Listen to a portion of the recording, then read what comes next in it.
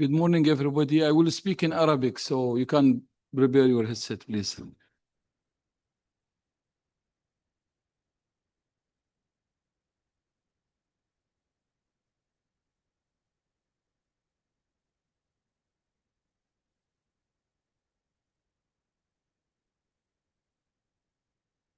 صباح الخير جميعا. أولا أبدأ مع الدكتور ستيفانو لبعض الملاحظات والتحديثات. تفضل ستيفانو.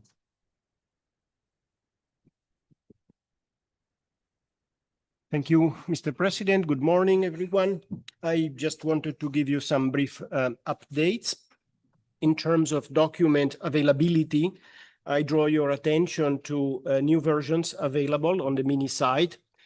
First of all, draft 3 of document 1, which contains the decisions, both the adopted one and the new one forthcoming. Document 5.7, financial statements in draft 2. Document 5.9, risk management, also in draft 2. Document 6.1, which will be presented in a moment, the result of the task force is also in draft 2, as well as document 6.3 on the maximum expenditure. We also have some new WIPs, which my colleagues will show in a second. Yes. We have a new WIP for the document 5.1 from yesterday, and in a few minutes you will also have a further version of today, and then 6.2 on the strategic plan. Yes, this is available there. I would also like to inform you about some adjustments to the tentative work plan. In particular, given yesterday, the session advanced nicely on some documents foreseen for today. We've made available in the afternoon at 2 o'clock space for the first sessional committee on the draft strategic plan. So at 2 or as soon as the morning session is concluded. This will allow all of you to meet here in Salo Basi, take advantage of the interpretation available.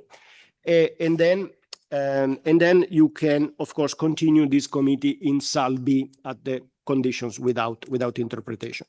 While, on the other hand, the panel that will be foreseen at 3:30 will remain at 3:30. Another announcement, especially for the committee on the membership, we would really appreciate to receive from you the names of the people who will be attending on your behalf, if you're not as member attending this committee. This is all, Mr. President. Thank you very much. شكرا ستيفانو، شكرا. إذا نبدأ أولا البند 6.1 تعديل الخطط الاستراتيجية والتشغيلية للفترة ما بين 2026 حتى 2027، وذلك نتيجة للتحديات المالية المستمرة للمنظمة العالمية للأرصاد الجوية، والذي يتضمن مسودة مشروع القرار 6.1/1، ووثيقة المعلومات 6.1، تقرير الرئيسين المشاركين لفريق العمل المعني بوضع التوصيات لتحسين الخطط الاستراتيجية والتشغيلية للفترة ما بين 2026 حتى 2027. الآن أود أن أدعو الرئيس المشارك لفريق العمل المعني بالخطط الاستراتيجية والتشغيلية البروفيسورة سارة جونز لتقديم مسودة مشروع القرار 6.1/1. تفضل.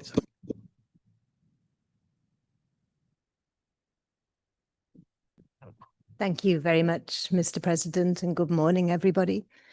I'd just like to start with a huge thank you to my co-chair, Ronaldo Gutierrez, and to everybody who was involved in the work of this task force, from the members and from the Secretariat. I think you will see in this presentation that it was a substantial piece of work that was done in a short period of time, and a lot of people put a lot of effort into it.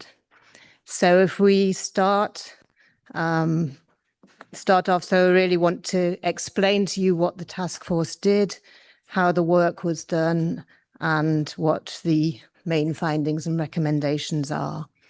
So our mandate from the last Executive Council is you see before you, to prepare proposals for prioritization or deferrals of components of the strategic plan and the operating plan. And so we're not looking at the strategic and operating plan. We're not looking at their content. We're looking at how we can prioritize the content itself. So we had to, first of all, develop financial scenarios. Then we had to review the strategic plan and the operating plan.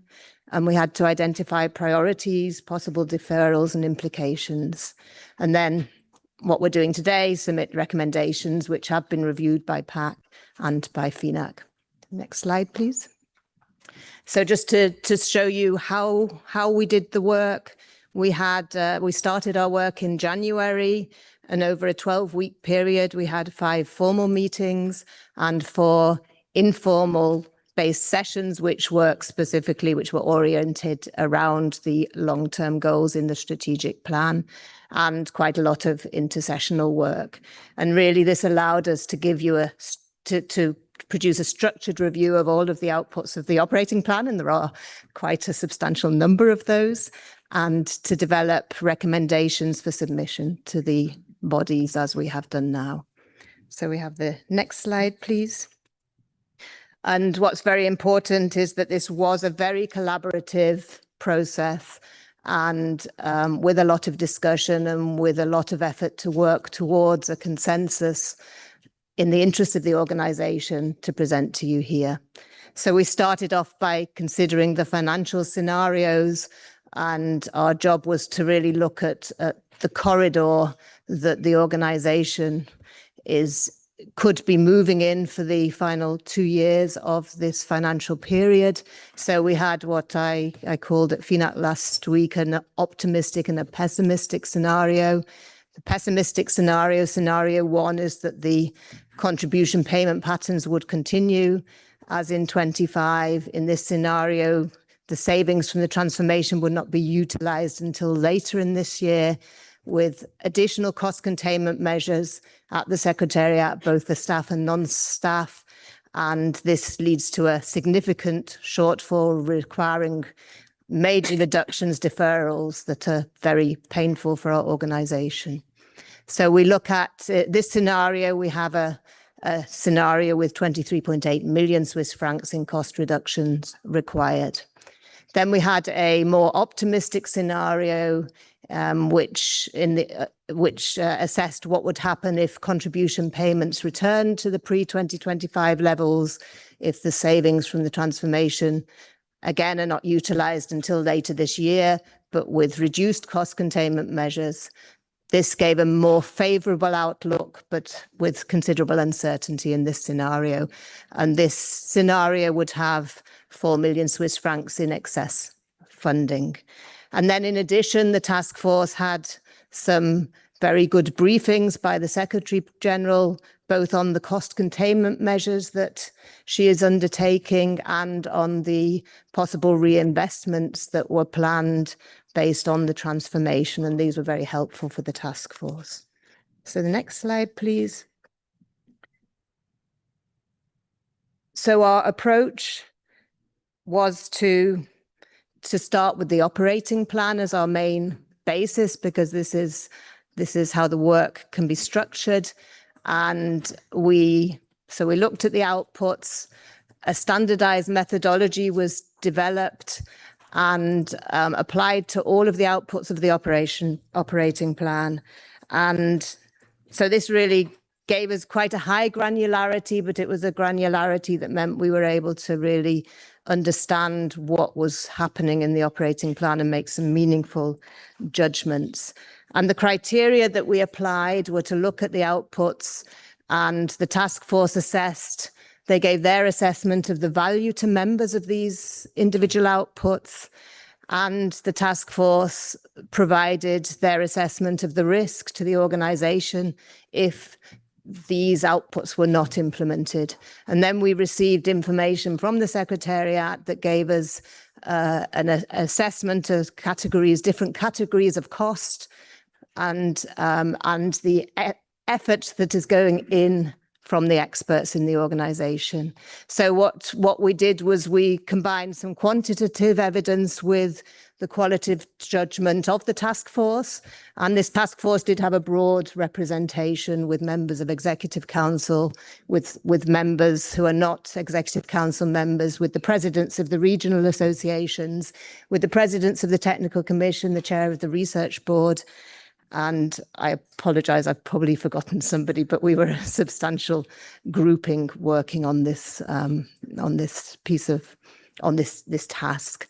And then we had very structured discussions in informal work sessions. So that is the approach we took. And just to give you an idea of what it looks like, the next slide, please. So we had some very big tables. And in these tables, what you can see here is that the table shows you these four categories, these four quantities that we were assessing: the value, the cost, the expert's effort, and the risk.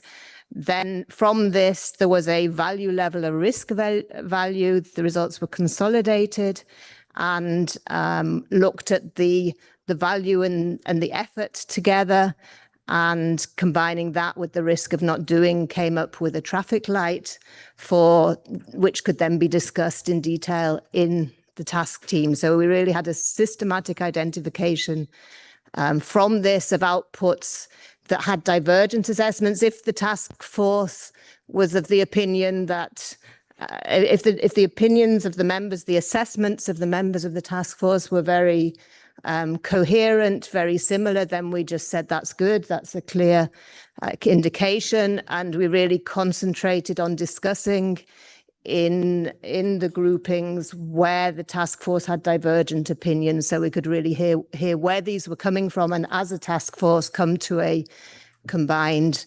assessment and a traffic light system. And by doing this, we then grouped all of the outputs into a set of tiers 1 to 3. Next slide, please. And these tiers, I think, are very important because this is the basis for the result of our prioritization. We had a tier 1 where the task force recommended that the outputs in tier 1 should be maintained and implemented as planned. And in tier 1 are really falling a lot of the very core operational and normative functions, outputs where interruption would create a disproportionate risk. Then in the tier, if we go to the other end of the spectrum, the tier 3 were outputs where the task force considered they could be deferred to the next financial period. The task force saw the tier 3 outputs as important, as valuable, saw them as important outputs, as valuable outputs for the organization, but outputs that could be postponed without a very high risk impact on the core operational functions. And then we had a grouping in the middle where the task force saw that in this area, we saw potential for scaling, for sequencing, for slowing certain things down or reducing in scope whilst preserving the highest priority elements. And again, the task force was not saying this is not important for the organization. We were talking about things like we're moving towards an Earth system approach.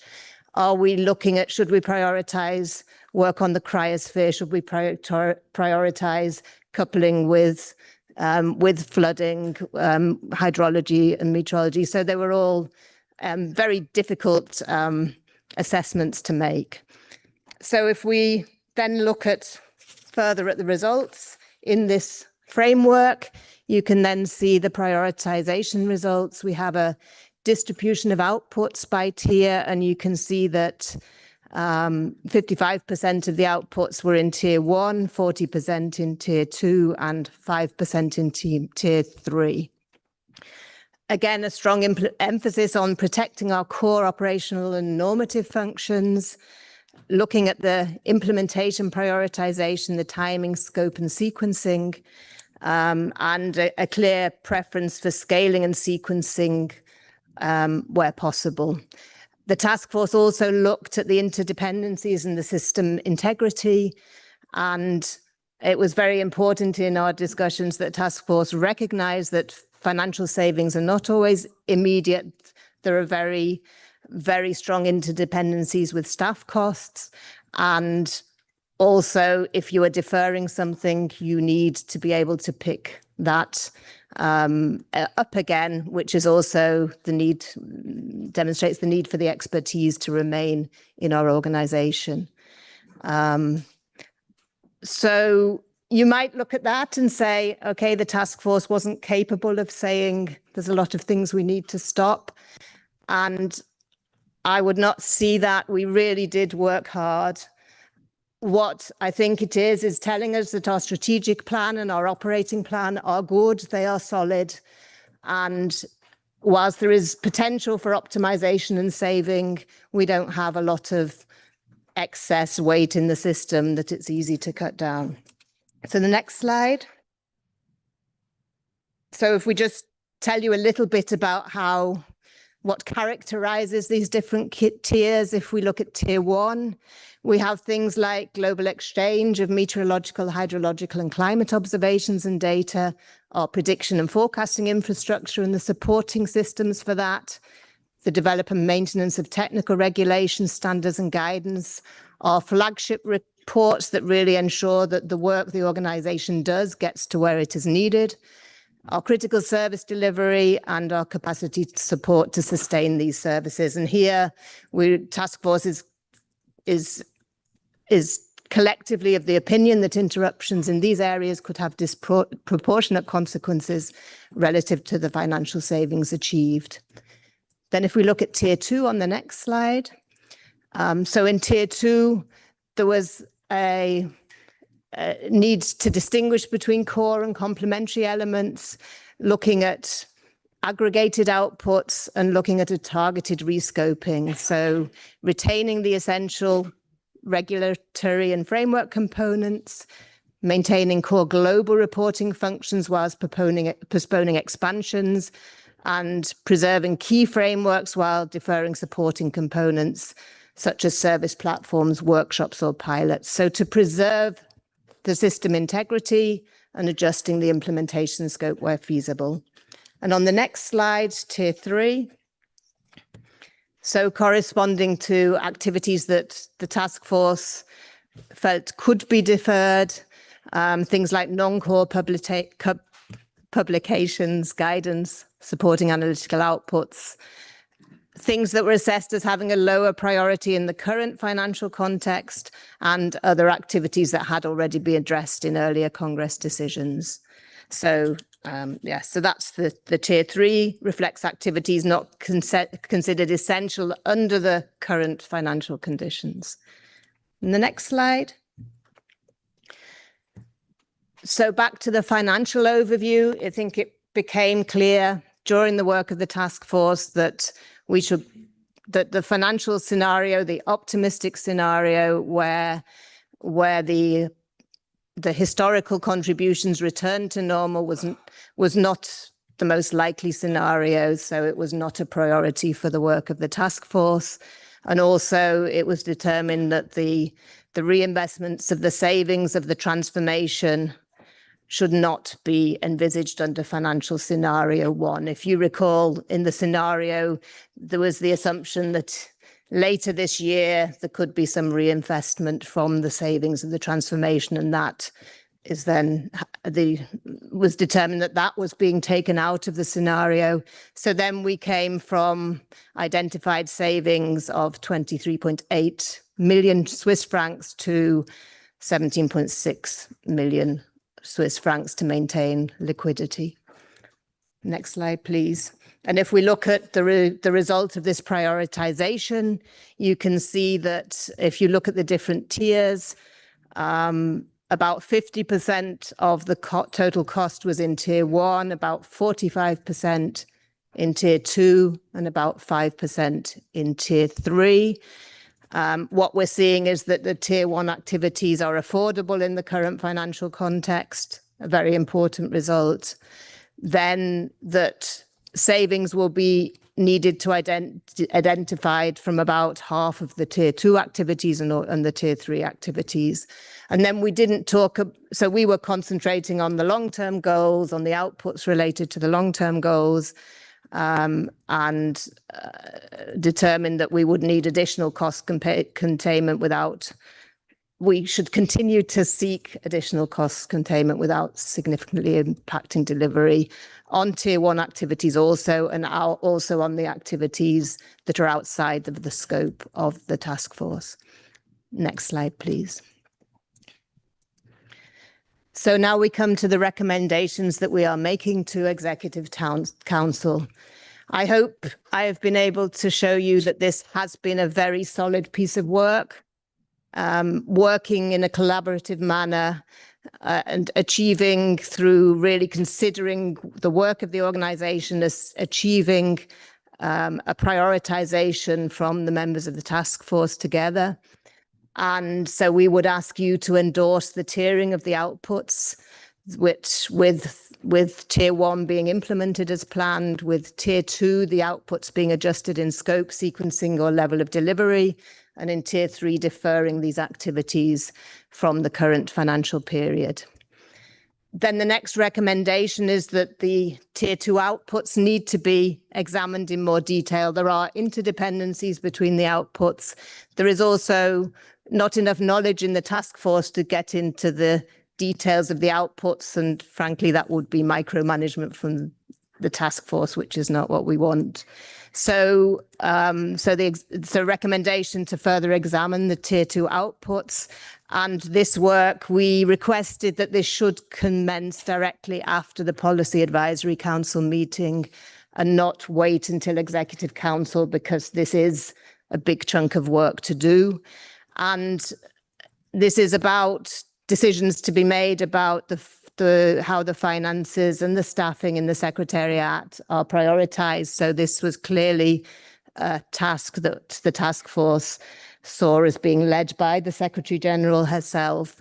But we also wanted a strong coordination with the presidents of the technical commissions and the chair of the research board, because they know what's going on in their areas of responsibility. And finally, we wanted the consultation with the presidents of the regional associations prior to finalizing the proposed adjustments to make sure that the regional viewpoints were represented. Next recommendation was to review the planned publications to identify options for prioritization or deferral. And finally, to work hard to ensure coherence across the long-term goals and to look again at the interdependencies. Next slide, please. The second recommendation refers to the cost containment and the financial management. So to determine the actual level of savings achievable, including the implications for staffing, and remaining aware that we are talking about downscaling and deferral, and that has implications for decisions there. To plan the timing and the implementation of cost containment, and to continue cash flow and liquidity management whilst minimizing impact on ongoing activities, including those that the task force did not consider. Then the third recommendation on the funding and the financial resilience, to strengthen resource mobilization efforts, including unearmarked contributions, and then to call on members, firstly, to ensure a timely payment of the assessed contributions, and secondly, to consider additional voluntary contributions, including through the WMO Commons mechanism, and finally, to consider increasing the current working capital fund level. Next slide, please. And the last recommendation on the future planning and governance, which are topics later in this week, later today, later in the week. So to take into account the task force recommendations in future strategic planning and operating plan cycles, and to improve the structure and the granularity of outputs, because that was a challenge for the task force, with different outputs having different granularity. And finally, to review subsidiary bodies and advisory mechanisms to enhance efficiency and coherence. Next slide is a thank you, I think. Yes. So thank you. I hope I have been able to show you how the task force worked and what the results are and why we have made the recommendations we have made. And we are here to answer any questions you have. Thank you very much.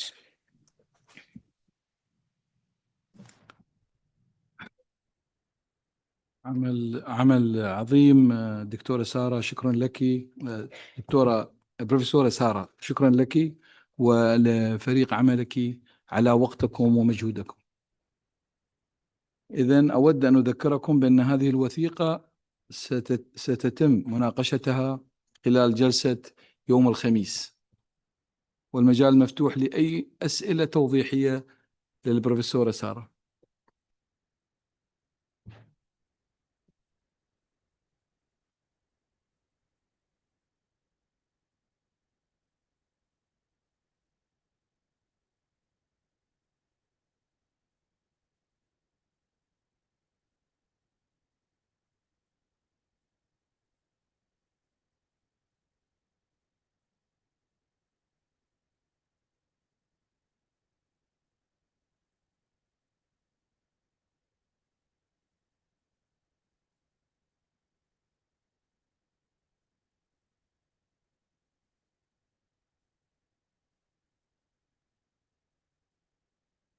إذن شكرا لكم.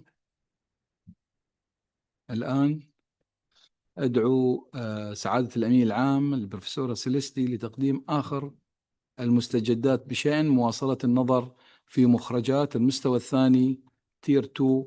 تفضلي. Thank you very much, Mr. President. Good day to everyone. Thanks for all of those that are joining us online. And as the President already mentioned, I want to echo the big thanks to the EC Task Force and the chairs, Professor Sarah Jones and Reynaldo Gutierrez.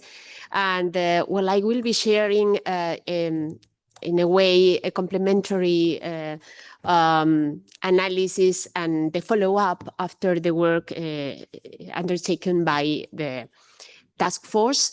So in the next slide, I will start where Sarah finished her presentation in terms of the financial context where we are currently. As she mentioned very clearly, we were seeking to identify approximately 17 million Swiss francs savings. But since then, through the several measures that we put in place, including managing staff vacancies, reallocating regular budget staff costs to other funding resources, further cost containments, and utilizing the WMO Commons funds, we were able to provide 7.5 million in additional liquidity for this biennium, which is a significant one. And so the target remains at around 10 million. And we are now facing the implementation and how we are going to translate essentially this prioritization work into how we can implement that. And as Sarah clearly mentioned, the basis, of course, is their analysis of the tiering with the Tier 3 currently being stopped to make sure that we remain as financially solid as possible. And the core piece of work, as she highlighted, is in Tier 2. And also, we are connecting the extra budgetary resources with the regular budget resources and engaging with the presidents of technical commissions, chair of the research board, and of course the presidents of the regional associations. So in the next slide, you will find the steps and the timeline for that. We are currently in June, and you are considering whether you will approve this approach or not. For me, as a Secretary General, this amount of work, this robust analysis gives a lot of confidence into every single move we make in terms of cutting some elements in our activities. So in July, we will be reviewing how we can disaggregate all the details within the tier 2 and see how we will implement those during August. And we will revert to you by September to make sure that you are always on the loop regarding how we move. So I would like to translate even further with the next slide. What are the outputs that are discontinued from the regular budget according to these decisions? And for example, in the long-term goal 1, of course, we are not publishing the non-core publications, and training activities on interoperability implementation are stopped. In terms of long-term goal, space weather and G3W related activities are stopped. Long-term goal 3, the scientific advisory panel will not meet in person, and urban services related research activities are stopped. Long-term goal 4, in terms of WMO PR inductions visits, support to members in updating their governance frameworks, and missions to regions, including engagement with the UN resident coordinators, are stopped. Long-term goal 5, so far nothing is in tier 3. If we move into tier 2, essentially, the chair of the task force explained to you very clearly that it's more difficult to unpack, and so we need to identify the core components, those that are more, I would say, tier 1 mood, and the ones that are more scalable and that can be reduced, sequenced, or supported differently. So essentially, the 4 questions that are written there are the ones that we are asking ourselves and working out with the relevant members of the organization. What is the essentially the minimum viable delivery that must be maintained? One question. What can be scaled, sequenced, reduced, or temporarily suspended? What are the resource implications, including activity cost and staff capacity? And where can extra budgetary support help preserve delivery? And I want to emphasize these elements because they are the ones that will allow us to move forward. In terms of how we are moving into this tier 2 analysis, on the next slide, you will find some illustrative examples because, as you know, we expect you to validate the tiering analysis done by the task force. But these are the type of examples that we can currently identify. For example, we need more reliance on extra budgetary funding. And we know that many members do not like this, but there is no possibility to, the regular budget is not enough. So we need to identify voluntary or project funding to carry on some activities. For example, the WMO coordination mechanism, our work in energy transition, the support to all the services provided in that area, the development of transboundary flood risk management guidelines, leadership courses, and cost-benefit analysis. Those are to be in this category. Then there are 2 elements here that essentially need to be identified. The reduced geographical coverage of some of our ambitions, that means that the support will be eliminated or provided to fewer regions and countries. That's in terms of the geographical coverage, and that includes IBF training for middle-income countries, the regional climate forums, the national climate forums, and the operationalization of climate services information system and the climate services toolkit application. This in a way exemplifies what does it mean to reduce the geographical coverage. Less countries will be benefited by support in these areas.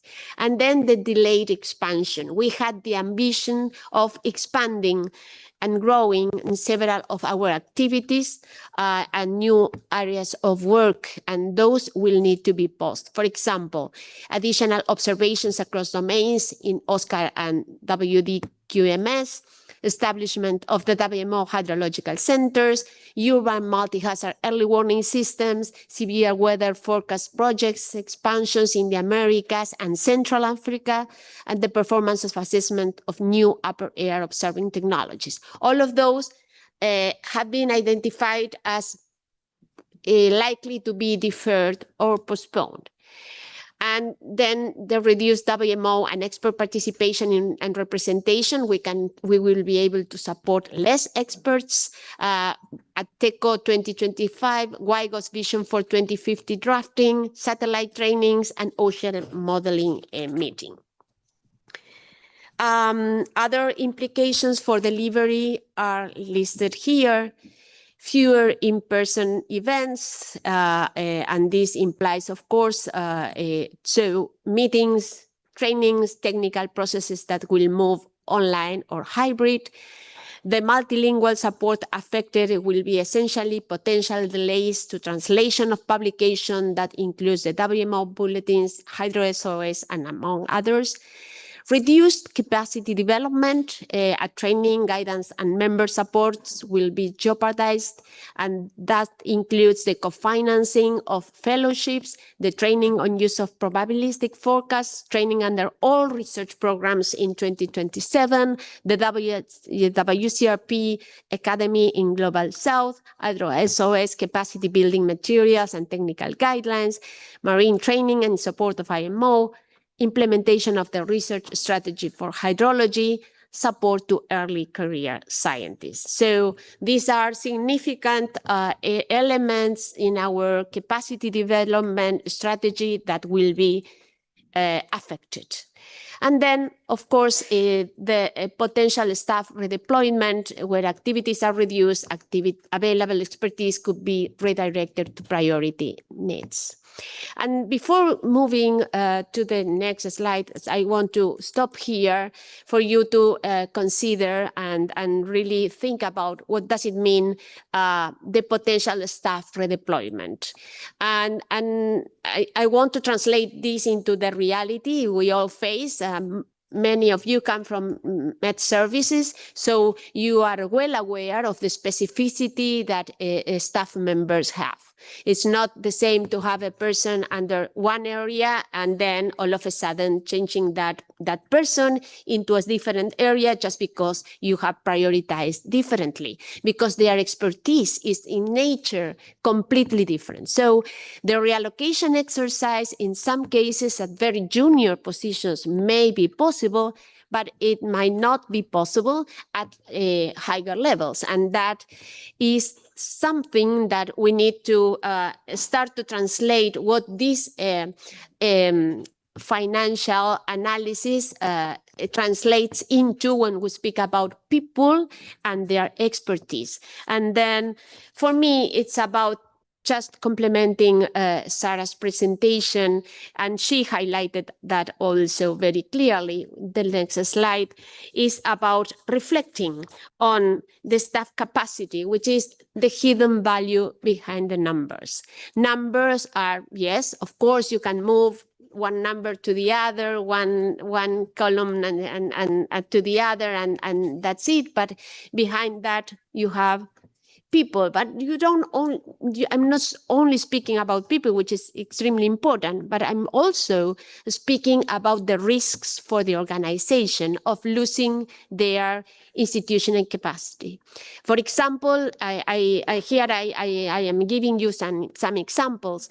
The gross savings are really limited because we are speaking about an average annual postcode of 175K, while the cost of separation and afterwards, 1.5 years from now, rehiring someone is 100K. And so any apparent reduction in the staff costs must be weighted against the transition and the rebuilding cost. And that does not take into consideration the learning curve of someone that was not working before with us. So, and that I can tell you, because this is a part of the experience we are already experiencing, given the reorganization and the transformation of the WMO, where I would say that the last director arrived in May 2026, and all the process started in August 2025, and it will take more than a couple of months for the new directors to, of course, be up to the rhythm of the organization. That is natural, but that is a cost. It's sometimes very difficult to quantify, but it's a real cost for the organization, for our capacity to delivery. And that is something I wanted to share with you, because in this case, we are looking into 2026, 2027, and that is part of the risks that I will be taking, and I have to measure and manage them according to the elements that I'm sharing here with you.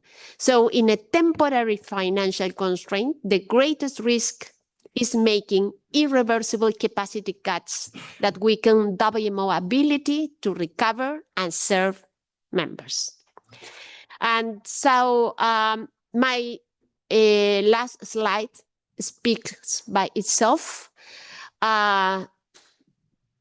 When we speak about efficiencies, I think that we need to make sure what we are speaking about. A WMO with significantly reduced assessed contributions would not be simply a lower cost WMO. It will be a different WMO. And that is a collective responsibility we need to manage together. So thank you very much, Mr. President. With that, I finish my presentation. Thank you, Professor Celeste Saulu. Thank you very much for this.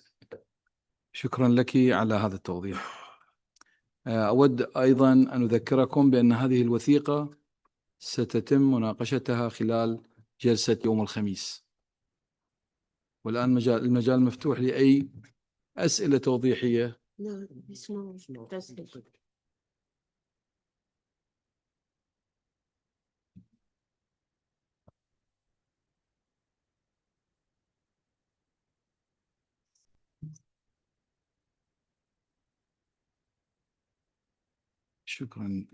شكرا لك البروفيسورة سيلستي ساولو على هذا التوضيح. وأود أن أذكركم بأن هذه الوثيقة ستتم مناقشتها خلال جلسة يوم الخميس. الآن المجال مفتوح لأي أسئلة توضيحية للأمين العام.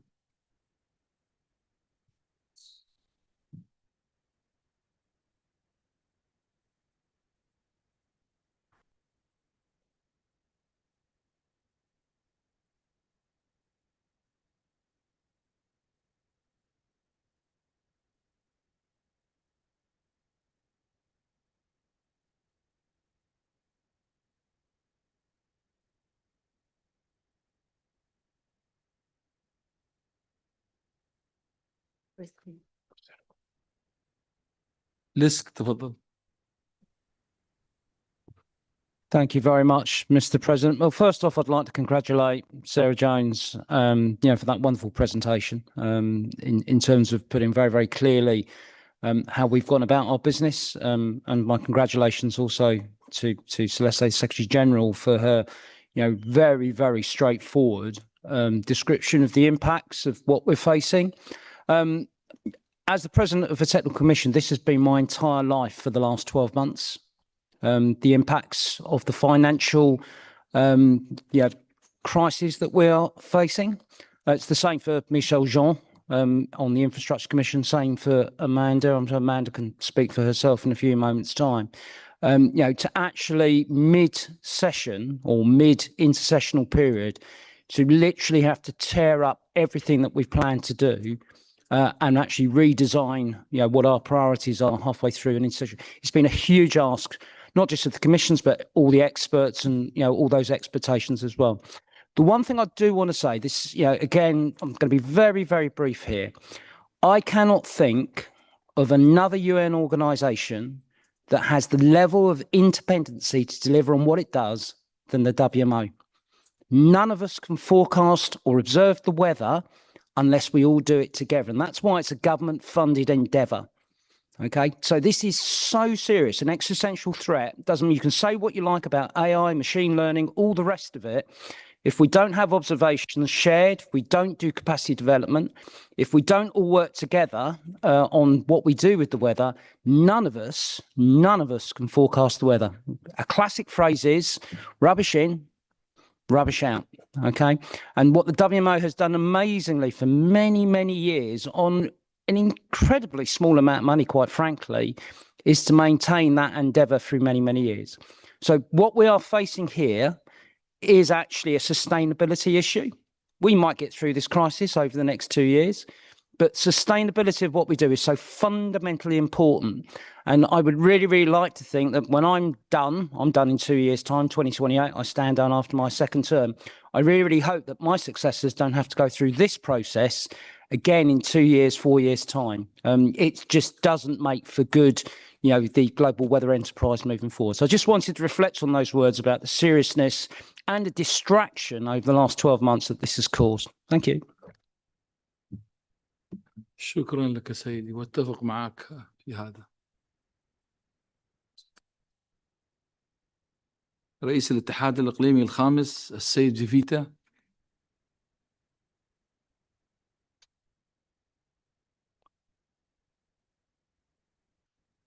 السيد جيفيتا تفضل سيد جيفيتا. Thank you very much, Mr. President. Thank you very much, Secretary General, for your presentation. RA5 recognizes the financial constraint faced by the organization and appreciates the work of the task force. We welcome the emphasis on protecting core operational, regulatory, coordination, capacity development, and enabling functions. For RA5, this is particularly very, very important, as mentioned by the Secretary General, for activities supporting early warnings for all, multi-hazard early warning systems, observations, data exchange, climate and hydrological services, especially for small island developing states and least developed countries. We also welcome the proposed consultations with presidents of regional associations before finalizing adjustments to Tier 2 outputs. This will be important to ensure regional priorities and implementation realities are properly reflected and bringing into the light the importance of business continuity management. I speak today as both Director of the Tonga Meteorological Service and President of RA5. The 2022 Hunga Tonga Hunga Hapa eruption taught us and the region a lesson that no NMHSS should be ignored. What enabled continuity was not luck. It was preparedness, partnership, and support from WMO and fellow members. The experience demonstrated the critical importance of business continuity management. Tonga and NMHSS of RA5 experience also demonstrated the value of peer-to-peer assistance. When one member's operational capacity is compromised, neighboring and partner members can provide backup.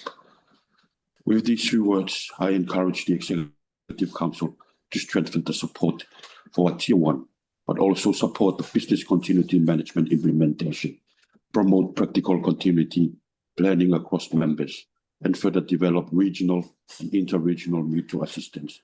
Because when disaster strikes, the continuity of our service can be important as the service themselves. Thank you, Mr. President, for the opportunity. شكرا للسيد فيفيتا رئيس الاتحاد الإقليمي الخامس. شكرا.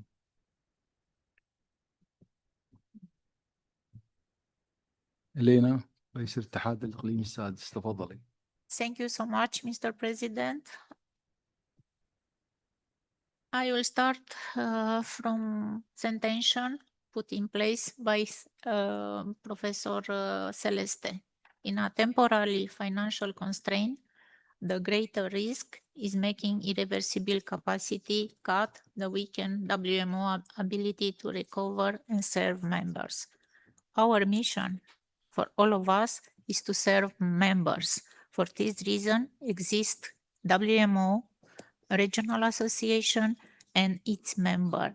If we cannot review in a good way the tier 2, especially, we not be more capable to assure the core mandate of our member needs. For this reason, we need to debate this week and to assure our commitment at the final. Thank you once again for the task force members, for the secretariat, for the entire and hard work that was in the last year. And I am convinced and I hope that we will find a solution to review tier 2 especially. Thank you so much. شكرا لك سيدتي، شكرا. ألبرت مارتيز. ألبرت.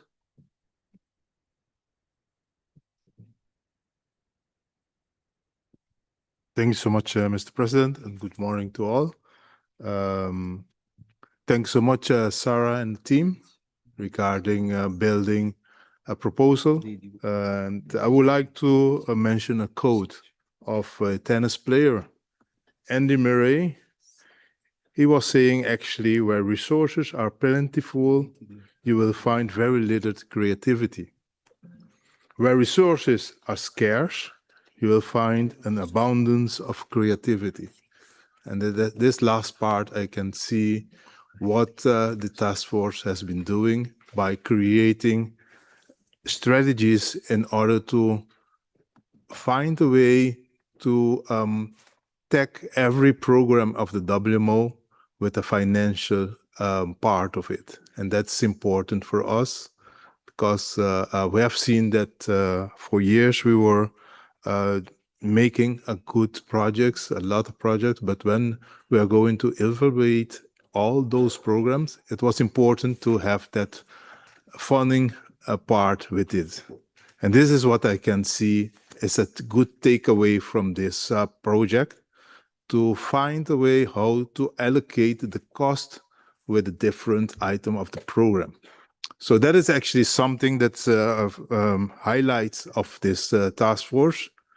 Although we are in a very difficult period, but this actually I see as a highlight, that we will be able to continue to work in this matter with the different programs of WMO by allocating all the funds available and find a way how to set up a kind of quality assurance to further develop also for the next Congress this type of work. While you're using value for members, costs, experts, and risk management. I also agree with the Regional Association 5 president that although we have, from the EC, we have been working what is actually tier 1 activity, it is important to discuss this further in more detail with the Regional Association presidents, because they know what are the value for members that you have mentioned as the first important item to look at it.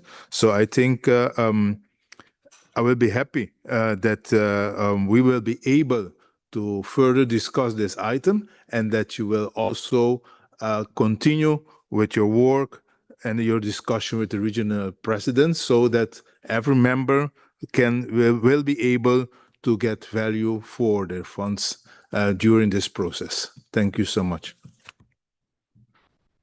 شكرا ألبرت. نظرا لضيق الوقت وسوف يتم مناقشة هذا البند يوم الخميس. آخر واحدة. تفضلي أماندا تفضل.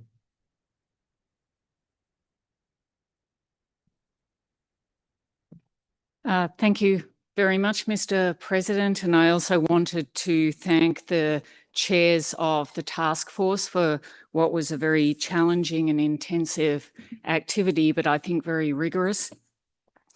The point that I wanted to make was that as we've heard, worldwide cooperation in what we do is critical, and that is the reason indeed why the WMO is one of the oldest international organisations, well predating the UN. And our mission is not only truly international, it's truly scientific, and it stands on the shoulders of those science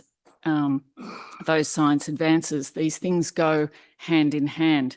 I think we can be confident that science will go forward. The Research Board and all of our volunteer experts are working hard to assess the interdependencies and identify the critical activities going forward, and they're motivated by the research to operations imperative. Maintaining the trust and engagement of that community is going to be essential. That doesn't rely only on resources. And so we need to think very carefully about how we engage with our scientists in each of our contexts in order to retain that goodwill, because it may take considerably longer to recover from a loss of trust than the period of constraint itself. And so what I would exhort our members to do is to stay in good contact with your scientists in your context, because they will provide the advancements that save lives in the future. Thank you. شكرا لك يا ماندا، شكرا. أكرر أننا سوف نقوم بفتح هذا الوثيقة يوم الخميس. تفضلي جراهام.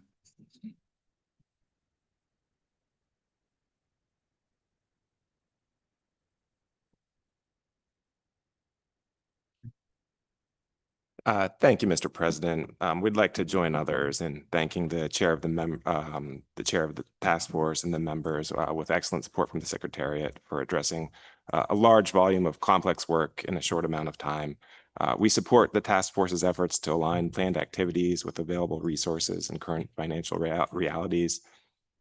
Continued prioritization of activities and protection of the WMO's core operational, regulatory, coordination, and service delivery functions should be part of our regular process for developing our future operating plans. We note that there is still a great number of outputs categorized in Tier 2.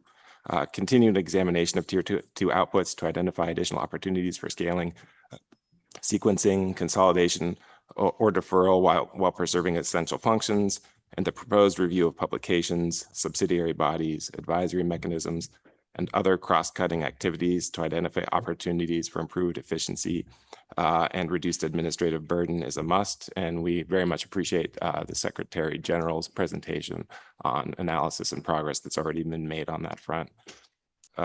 As we stated during task force meetings, as well as during the Financial Advisory Committee, and we understand this discussion will come back on Thursday, so just wanted to note now that when the documents do come back for discussion, the decision document and annex, we'll have proposals to move some of the climate policy activities and socioeconomic studies under strategic objective 1.2, as well as to strategic objective 4.0.2, on supporting and contributing to the UN development system, and strategic objective 5.4.11 on moving towards net zero to Tier 3. So just noting that now, but understand the discussion will come back later this week. And we just note that the WMO must focus on its core mandate, and these objectives do not make the best use of the organization's limited time and resources. Continued implementation of cost containment measures and identification of efficiencies across the organization, as well as efforts to strengthen financial viability through prioritization, disciplined resource management, and organizational streamlining are key. We request continued reporting regarding the level of savings achieved through the prioritization exercise and related efficiency measures. Finally, future resource discussions should be anchored in demonstrated results and impact. Member confidence requires WMO to continue to show measurable progress on prioritization, efficiency, and cost containment efforts. Thank you. شكرا لك، شكرا لك.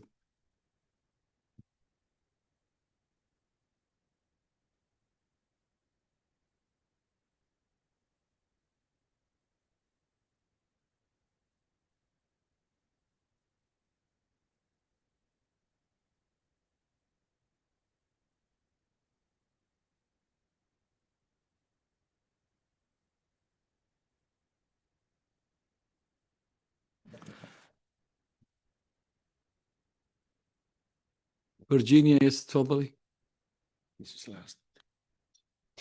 Merci beaucoup, Monsieur le Président. Je comprends que le détail de la discussion aura lieu jeudi, mais puisqu'il semble que nous en sommes à faire des déclarations préliminaires, je voulais intervenir ce matin en tant que membre de la task force. Je voulais d'abord remercier les autres membres pour ce travail collectif, ainsi que les coprésidents et le secrétariat pour leur appui précieux. Et je tiens également à féliciter le secrétariat plus largement pour la transparence et la rigueur avec laquelle il a initié, conduit et finalisé cet exercice. La priorisation n'a pas été un exercice facile, mais dans le contexte financier actuel, il était indispensable. Et les résultats témoignent de l'engagement de tous les membres pour traverser cette période difficile. Les discussions, longues, nombreuses, ont permis de construire des visions collectives, au-delà des visions spécifiques, en préservant les fonctions essentielles de l'organisation. Je soutiens donc pleinement la recommandation de la task force dans son intégralité telle qu'elle a été élaborée. Et il est maintenant important de nous appuyer sur les résultats de ce travail de priorisation tel qu'il a été mené pour approfondir les décisions, poursuivre la recherche d'économies, que ce soit au travers de la mise en œuvre plus efficace des activités prioritaires du groupe 1, par une analyse des activités en dehors du mandat de la task force ou par l'analyse approfondie des opportunités d'économie dans le groupe 2, tel que l'a présenté la secrétaire générale, pour pouvoir mener ces activités opérationnelles. Il faut commencer par valider les résultats de la task force et j'espère que c'est ce que nous pourrons faire jeudi. Enfin, je remercie par avance le secrétariat pour le briefing de l'ensemble des membres du congrès qui est prévu en septembre. Au-delà du travail que nous pouvons mener au sein du conseil exécutif, je pense que cet élargissement de l'information est aussi un élément essentiel pour le partage collectif et la cohésion au sein de notre organisation. Je vous remercie. شكرا لك سيدتي. إرينا تفضلي. إرينا. إرينا.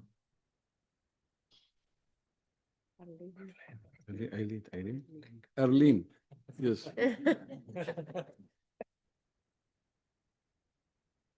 Good morning, colleagues. Thank you, Mr. President. It's Arlene. I would also like to echo the sentiments expressed by our colleagues, otherwise, to express our deep appreciation to the task force. This is an immense activity given a short period of time to respond on behalf of our members. And we are supporting the prioritization exercise, but we're also seeking to ensure that the implementation decisions take into account the different impacts that reductions or deferrals may have on smaller and more capacity-constrained members. We would be participating in the discussions further in this week. And as a member also of the research board, I would like to support what was said by the chair of the research board in that research is the foundation by which we have made tremendous advances in providing predictive services, as well as innovations with regard to observation infrastructure and modeling infrastructure. Thank you for the floor. شكرا لك. شكرا. الآن شكرا لكم. الآن ننتقل إلى البند التالي 6.2 مسودة الخطة الاستراتيجية للفترة من 2028 حتى 2031، والذي يتضمن الوثيقة 6.2 مسودة الخطة الاستراتيجية للفترة 2028 حتى 2031، ومسودة مشروع القرار 6.2/1 بالإضافة إلى 3 وثائق معلومات.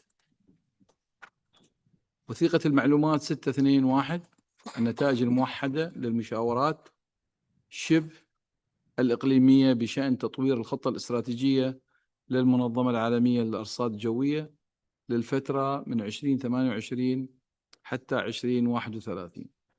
وثيقة المعلومات 6.2 2 بين قوسين تقرير تقييم الأداء للفترة ما بين 2024 حتى 2025. وثيقة المعلومات 6.2. 3 بين قوسين تقرير رئيس اللجنة الاستشارية للسياسات. أود أن أدعو الآن رئيسة مكتب التخطيط والإشراف والأداء الدكتورة آسيا لتقديم مسودة مشروع القرار 6.2/1. تفضلي سيدة آسيا.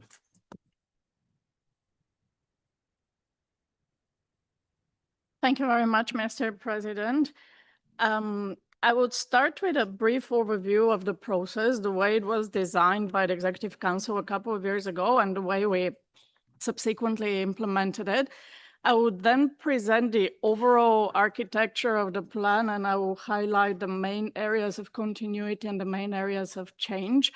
And as a last point, I would present the results framework, this time in a little bit more detail than the usual, with the objectives of really bringing everyone up to speed, both PAC and non-PAC members of the Executive Council, on the proposed long-term goals, strategic objectives, and focus areas, particularly ahead of the sessional committee meetings this afternoon.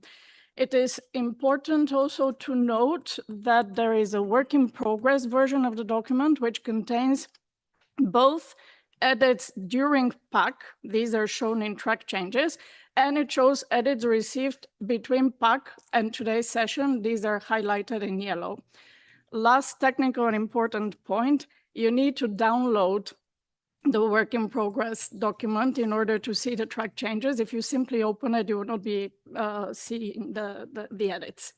Now, moving to the next slide and going back to the process and what has been done in the past 2 years, it has been, as you can see, a cumulative path where each stage has been building on the previous one. As the Secretary General reminded us yesterday, we started with strategic foresight and horizon scanning, which helped us to identify the main drivers of change.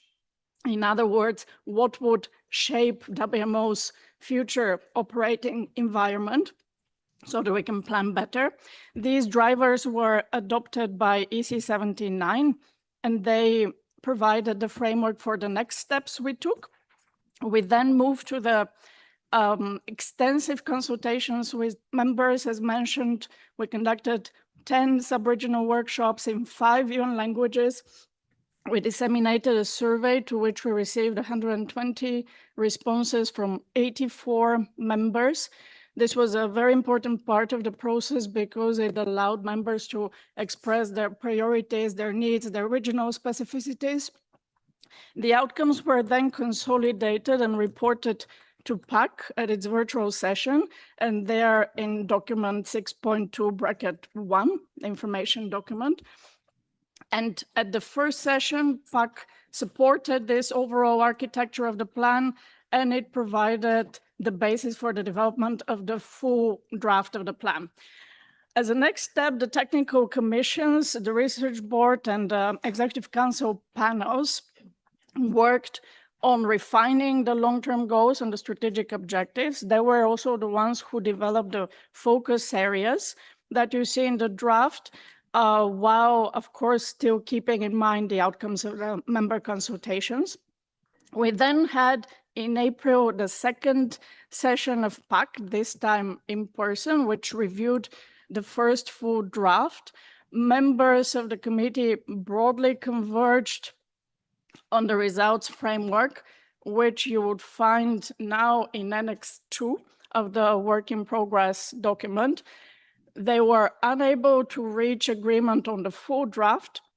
So as noted in the general considerations to the resolution, the issues requiring further consideration related mainly to the introductory part of the document. This is what you find in Annex 1 of the work in progress document. And on the next slide, a final comment on the process before moving to substance. You see here how we move from all these multiple inputs into one coherent draft strategic plan. We started with the bottom-up approach that I described through the sub-regional consultations, the survey, the regional priorities. Then we had the top-down approach from the technical and scientific side through the technical commissions, the research board, the EC panels, and this helped ensure that the draft is really grounded in WMO's mandate and scientific expertise and operational realities. The timing worked. We received the input from all the regions through the consultations all at the same time. And everyone had basically an entry point into the process, from PAC and TCC, who engaged on the foresight, to member consultations, to then engagement of the different constituent bodies. So the result is a draft that is very member-driven, broadly owned, and very much anchored in the organization's technical and scientific expertise. On the next slide, you would see the overall architecture of the plan. You see at the top, we have the desired impacts for members. These are captured through 3 member-facing long-term goals. Long-term goal 1 focuses on services, on sustainable, high-quality, user-oriented, and scientifically authoritative services. We then have long-term goal 2 focused on integrated, resilient, and future-ready infrastructure. Long-term goal 3 on strengthening institutional development, high-impact science, and strategic partnerships. And then at the bottom, we have the foundations for delivery. This is basically long-term goal 4, which focuses on WMO as a modern, agile, and member-oriented organization. So the basic logic is that the first 3 long-term goals describe what WMO aims to help members achieve, while the 4th long-term goal describes the organizational capabilities and the ways of working that are needed to support this delivery. The slide also shows a lot of arrows. They are important because the goals are not intended to be separate silos. They're mutually reinforcing. The president of CIRCOM spoke earlier about the interdependencies. There are these strong interdependencies across science, services, infrastructure, capacity, and institutions that are reflected in this architecture. On the next slide, you would see, again, the architecture, and don't worry about reading the small font. There's no need for that. But you see here already, once level down, the strategic objectives. And here, the important thing to note is not the text. Again, it's rather the colors. It's color-coded. You see orange and purple that is cutting across. And this is one of the main developments related to the next strategic plan. It has embedded across the goals capacity development, which you see in orange color, and research, which you see in purple. And then on the next slide, I'm going to walk you basically through the strategic objectives and focus areas. We thought this might be a useful way of preparing the council members for the committee meeting this afternoon. So as I said, it would take a little bit longer, but it would be beneficial to have everyone on the same page. It is important to note here that the slides are based on PAC's work in progress version on the results framework. This is the version that PAC transmitted to the Executive Council for further consideration. There were additional comments, as I said, that were received over the past week, and these you would find in yellow in the work in progress document. So starting with long-term goal 1, we have the first strategic objective, which is aiming at members' multi-hazard early warning services strengthened. We have here 3 focus areas. Focus areas A, gaps in members' implementation of technical regulations, guidance, and standard practices for the provision and access to early warning services addressed. We then have early warning services enhanced, with technological advances, with information that's coming from lessons learned from disasters, with strengthened research operations services integration and focus on reducing capability disparities among members. And the last focus area, cryospheric hazard impacts, including the compounding and long-term impact of sea level rise on coastal communities integrated into early warning services. The next SO on the next slide is SO 1.2. These are the sector-specific services. The SO is about sector-specific service provision and advancing this provision through innovation, development, and enhancement. Here again, we have three focus areas: application of technical regulations, guidance, and good practices for the provision of and access to sectoral decision support services. Leveraging particularly digital tools and technologies. Sectoral services strengthened through national expertise, innovation, and strategic partnerships, and including the private sector. And communication and feedback mechanisms with diverse users of services strengthened. We then have the next strategic objective, which is the one focused on capacity development for services. So here we have as an objective that the skills and professional development of staff responsible for the development and delivery of services be optimized, particularly staff capabilities to deliver multi-hazard early warning and sector-specific services developed through education, through training, qualification pathways, and competency-based development. Then institutional and human capacity is strengthened to support demand-driven, impact-based, and user-centered service delivery, including enhanced cross-disciplinary collaboration, communication, and continuous improvement. And the last focus area here on members' capacities enhanced to adapt to evolving service requirements and leverage cutting-edge science and emerging technologies, including AI, to improve service relevance, quality, and effectiveness. We then have the next strategic objective, which is on research in relation to services. So here, the objective is formulated as science to enhance service quality and anticipatory decision and action support advanced. We have 4 focus areas, starting with science advanced to ensure the quality of early warning services under high impact, unprecedented, and compound extremes and risks. B, user confidence in evolving forecast products across domains and timescales strengthened through scientifically rigorous integration of new approaches. And you see a wide range listed there. Integration of science in sector-specific services accelerated through the use of scientifically authoritative information anchored in local observations and tailored to user needs. And changes in the global cryosphere understood to support services related to their downstream impacts on sea level rise and water resources. So this is long-term goal 1. Moving then to long-term goal 2 on infrastructure. You would find it very similar to what we currently have in terms of the first 3 strategic objectives. The first one is on aiming at a standardized, robust, and integrated observing system.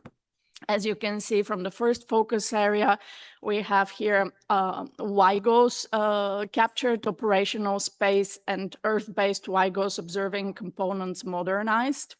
We then have measurement standardization set and promoted, required Earth system observations integrated for priority WMO applications, including those enabled by the emergence of AI.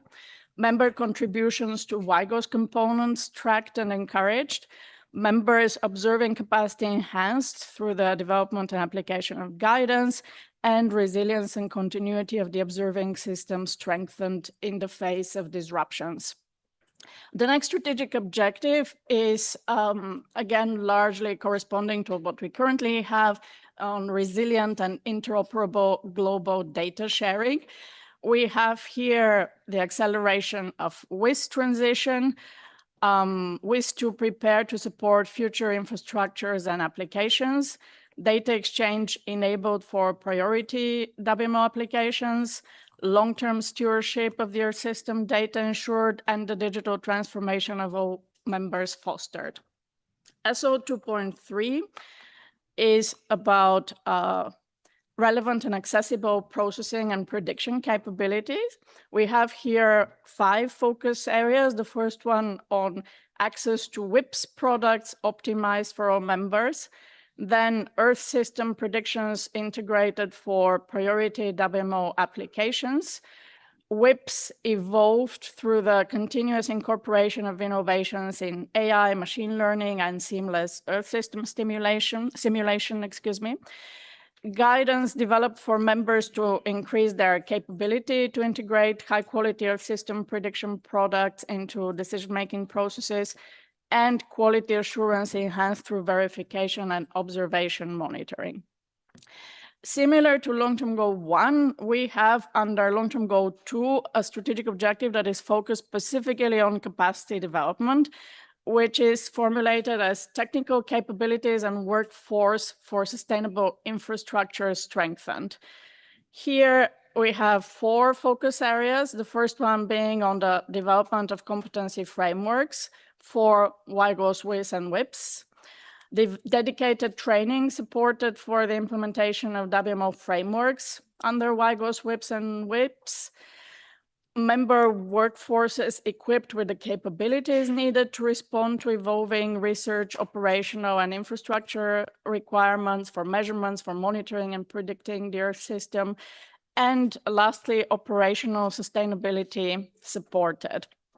On the next slide, again, similar to long-term goal 1, we have research embedded in long-term goal 2, formulated as integration of research and innovation into operational infrastructure accelerated.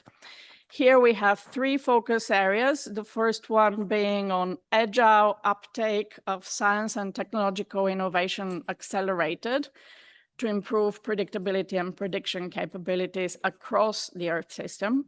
Then integrated and forward-looking system design advanced through leveraging new technologies and data for sustained infrastructure performance. And the last one on WMO operational hydrology research strategy implementation. Moving to long-term goal 3, which is focused on the institutional development of members and NMHS. Here we have members, institutional frameworks, and advocacy in support of NMHS authority and sustainability strengthened. We have 4 focus areas that very much stem from the members' consultations and the workshops that were held.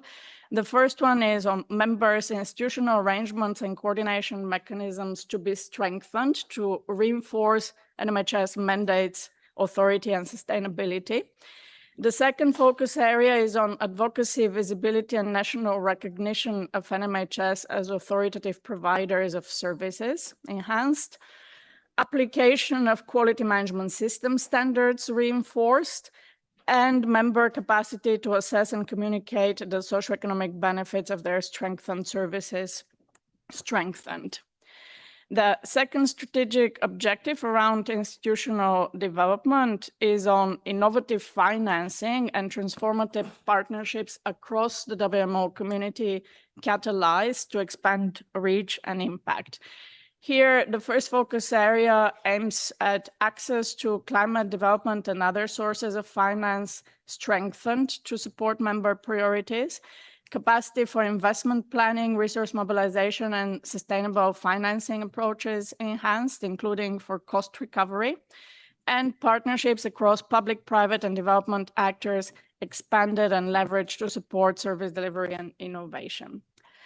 The next strategic objective, 3.3, again, is embedding capacity development into this long-term goal. Capacity development coordinated and strengthened across the WMO community.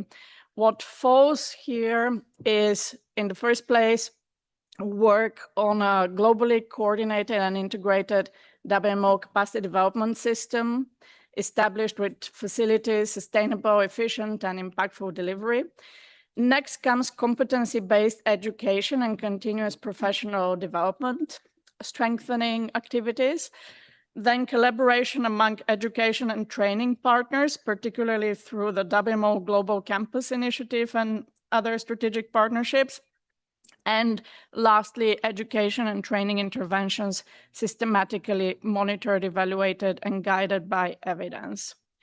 The last strategic objective here is again embedding research into long-term goal 3. It is aimed at structured public-private academia partnerships to build a sustainable pipeline of skilled talent aligned with member workforce needs. Here, the focus areas are on co-development of curricula and research initiatives with academic institutions in support of NMHS priorities, education pathways within academic institutions aligned with the skill profiles required by NMHS, and access to emerging talent and cutting-edge expertise facilitated through public-private academic collaboration.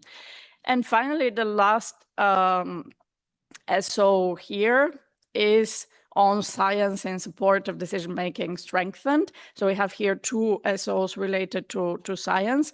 And this one is on science on high-impact extremes advanced, international treaty and convention processes underpinned by authoritative, timely, and salient weather, water, climate, and environmental knowledge supported by strengthened partnerships, and authoritative scientific assessments of risks, including tipping points and irreversible changes associated with climate, atmospheric composition, and extreme weather, effectively communicated and used to inform decision-making. Now, the last long-term goal, which, as I said, is focused on governance and organizational effectiveness, starts with a strategic objective focused on agile, coherent, and inclusive WMO governance. Here, we have a range of focus areas encapsulating all the work on governance. It includes the effective functioning of WMO's constituent bodies and strengthening support to the governance bodies, inclusive participation of members in these processes, governance procedures and decision-making mechanisms supported and streamlined, coordination across technical bodies and advisory mechanisms strengthened, and interaction between the different structures, technical and regional, supported and improved. SO 4.2 moves to the organizational effectiveness. Here, the focus is on systems for organizational performance and accountability.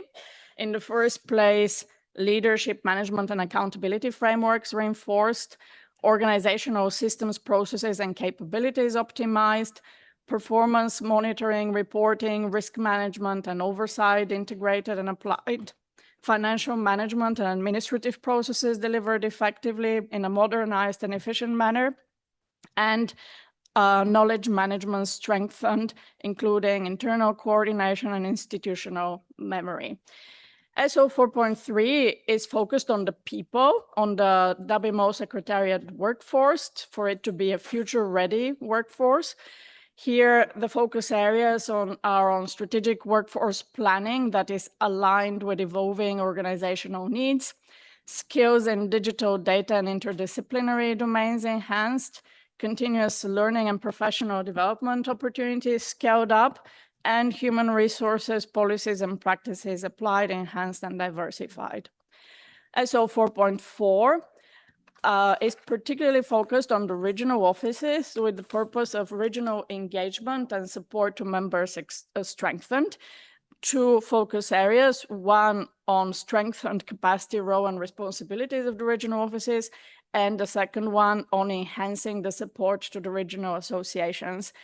And the very last strategic objective, 4.5, is on WMO visibility, credibility, communication, and resource mobilization enhancement. Here we have 5 focus areas ranging from strategic communication and outreach, reinforcement, engagement in international processes, and strengthening this engagement, deepening and expanding strategic partnerships, resource mobilization, scale up and diversification, and last but not least, advocacy for the value of hydrometeorological services elevated.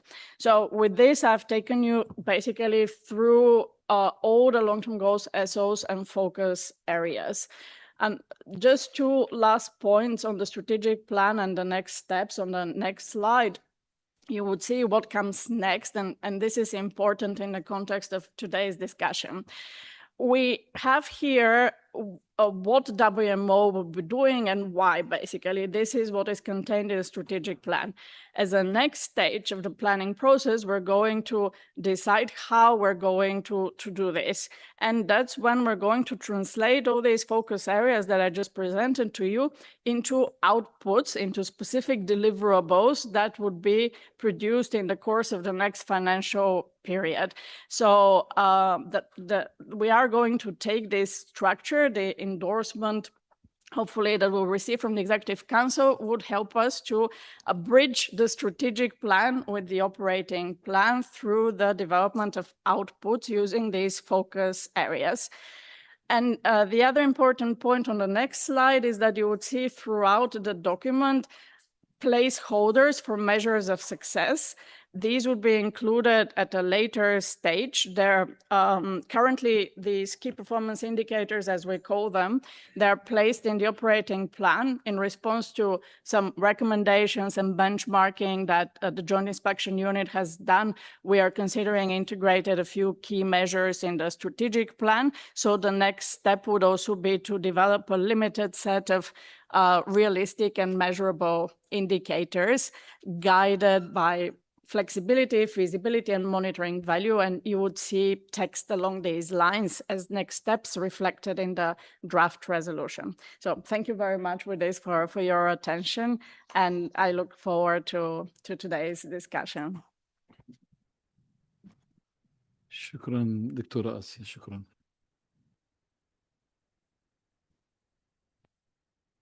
إذن نفضل أن نأخذ استراحة قهوة ونعود خلال 20 دقيقة.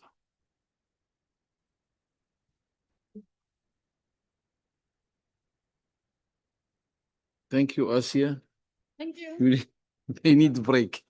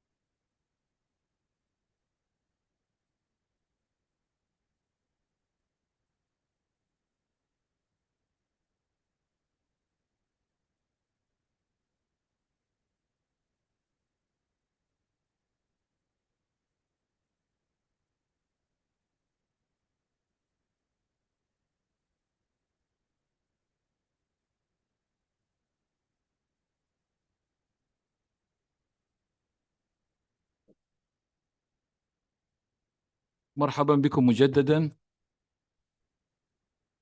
ننتقل الآن إلى البند التالي من جدول الأعمال، البند 6.3 عملية الإعداد وعناصر الحد الأقصى للإنفاق للفترة المالية 2028 حتى 2031، والذي يتضمن الوثيقة 6.3 ومسودة مشروع القرار 6.3/1 ووثيقة المعلومات 6.1 عملية الإعداد وعناصر الحد الأقصى للإنفاق للفترة المالية 20 إلى 28 حتى 2031 معلومات أساسية.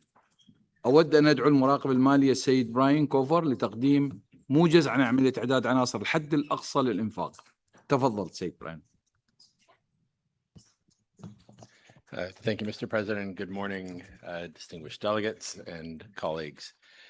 So we'll talk through the sort of the next stage in the cycle, strategic planning into operational planning and into then the maximum expenditures and budget. So we'll go through 7 key points here, looking at the key elements and the scenarios that we would forecast to present in the full proposal, how it aligns with the strategic plan, looking a bit at the efficiencies and economies that we're considering. Similarly to in the last financial period, looking at forecast inflationary impacts. And then we'll get into a little bit of the detail so you can see how we go from one scenario to the other. And then finally, just a couple of slides on the underlying regulatory environment and why we're doing things the way we're doing them, and what the timeline looks like between now and Congress with respect to the maximum expenditures. Next slide. So first, the key elements. So we have certain internal elements and certain external factors that are impacting the development of the maximum expenditure proposal. So if you remember, we start with the maximum expenditures from the current financial period as our first baseline or zero nominal growth. Then we'll spend time looking at what are the internal efficiencies and economies that we can identify to allow us to continue to deliver with lower financial requirements there. And then how do things align with the 28 to 31 strategic plan? We do obviously have to take into consideration the financial landscape, and we're not just talking about the current financial uncertainties, but it's a question on affordability to members as well. And then as we talked about, the impact of inflation. So the document right now and the expected proposal would be 2 different scenarios, one 0 nominal growth and one 0 real growth. And on the next slide, I'll show you what that means. So 0 nominal growth means the same number for this financial period as we had for the last financial period. So approximately 278 million. Whereas 0 real growth means we take into consideration the impact of inflation.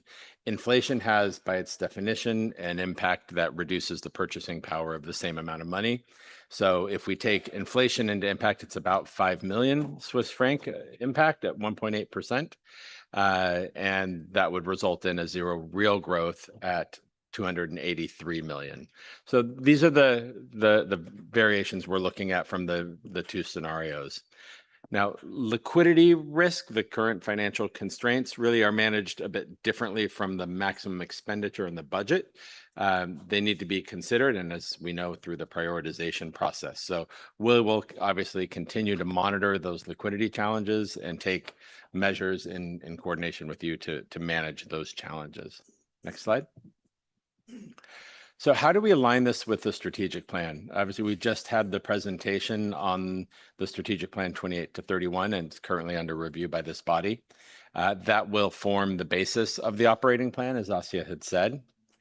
And within that operating plan 28 to 31, we're actually going to be expanding it a little bit. Historically, the operating plan was focused almost entirely on what would be funded and done under the regular budget. We want now to work on developing more of a needs-based at the output level. So not just what's going to be funded by the regular budget, but what do we need to truly deliver against those outputs, and allowing us to identify the resource requirements and those deliverables at the output level, including what we might need from other funding sources. So how can extra budgetary support really in the planning stage, not just at a later stage on what we've already done, collecting regular budget or extra budgetary activities. Then we also want to, in response to requests from members, we will be presenting a view by major program as well. The basis in the results-based budget or results-based management system looks at the long-term goals, strategic objective, focus areas, but we also want to present that view by a major program. So that will be there. Then these three documents, strategic, operating, and maximum expenditure, are expected to be published sort of together in a group again in December 2026 for review. Next. So the efficiencies and economies for 28 to 31, there were two sets of efficiencies and economies that we identified with actual numbers next to them in the maximum expenditure document that you're considering now. The first is the economies from the transformation. As the Secretary General identified through that transformation process, there was a structural cost reduction of around 6 million a year. So when we do the comparison to the prior financial period, that structural cost reduction continues and would foresee around 24 million of savings in comparison there. Then looking at reduced costs in travel, really trying to continue to focus on the travel piece. Now, as those who have looked at our maximum expenditure and budgets by object of expenditure, the vast majority of that travel is member travel, third-party travel, so experts, meeting participants, as opposed to staff. Staff travel makes up maybe a third maximum of that component. So, but we are looking at efficiencies from a staff travel as well on number of people attending meetings and looking at reducing the impact on business class travel entitlements. Next. Additional efficiencies that we are working on now and that we'll continue to work on throughout the rest of this financial period and through next financial period is looking at the mandates and trying to rationalize the working groups, advisory groups, et cetera. That's some of the work being undertaken with the presidents of the technical commissions and chair of the research board. Leveraging technology in various areas of administrative linguistic processes and still ensuring quality. It's not outsourcing everything to AI, but really looking at it in a well-governed environment. Identifying what we could do from a full project full cost recovery. So making sure that for extra budgetary activities that those costs are being absorbed from the right funding sources. Looking at, are there any efficiencies that we can identify within the facility and technology, information technology operational side? Those are two of the biggest areas where the costs are pretty fixed, utilities and licenses, but we're trying to identify how we can identify further efficiencies there. And really the cooperation with the UN system. We do quite a bit of cooperation already, as you can see on the slide already. One of the big ones is we implemented the ERP managed by UNDP, which has actually brought in a lot of efficiencies partnering with the UN itself on the computer assisted and machine translation and a number of others. So these are areas where we do already invest there and we'll expect to continue to do so. Next. So on the inflationary side, it really is important for us to explicitly look at the impact of inflation because it does have an impact on what we can deliver. Costs of things do rise, as everybody is aware. So as the basis, we use the IMF's World Economic Outlook database and the Swiss Consumer Price Index. When we look at historically what happened, we reached zero real growth as the basis for the maximum expenditure 2024 to 2027. And the actual inflation ended up being roughly in line with the forecast inflation that we used in that analysis. Prior to that maximum expenditure in that financial period, we hadn't really taken inflation into consideration in a number of the maximum expenditures and budgets. And so there was a cumulative sort of loss of purchasing power over those couple of decades of around 32 million Swiss franc. Now, looking to the forecast for 2028 to 2031, in the proposal and the numbers that we showed for zero real growth, it incorporates the October 2025 forecast CPI, which is about 0.71% per year, which has an impact of cumulatively over the 4-year period of 1.8% or 5 million. We will update that forecast and the ZRG number based upon what the IMF forecast is when we're doing the analysis. But when we looked at the April version, there wasn't a substantive difference in those numbers. So I wouldn't expect that forecast to change. Next slide. So I've got 2 slides here that say the same thing, but it depends on how you absorb information. So there's a graph that shows how we start at the 278.1, the maximum expenditure for the last financial period. The orange is the efficiencies, so the efficiency from the transformation, and then the additional efficiencies identified primarily related to travel. That's the 2 bits in orange. And then the blue components are the forecast impact of inflation on staff costs of about 3.3 million and activity costs of about 1.7 million. And then we have what we can do to invest in those critical priorities. So it's about 20 million of additional money that we can use to, without having any additional burden on members, deliver what's being asked of the organization. And that gets us back to the zero nominal growth level.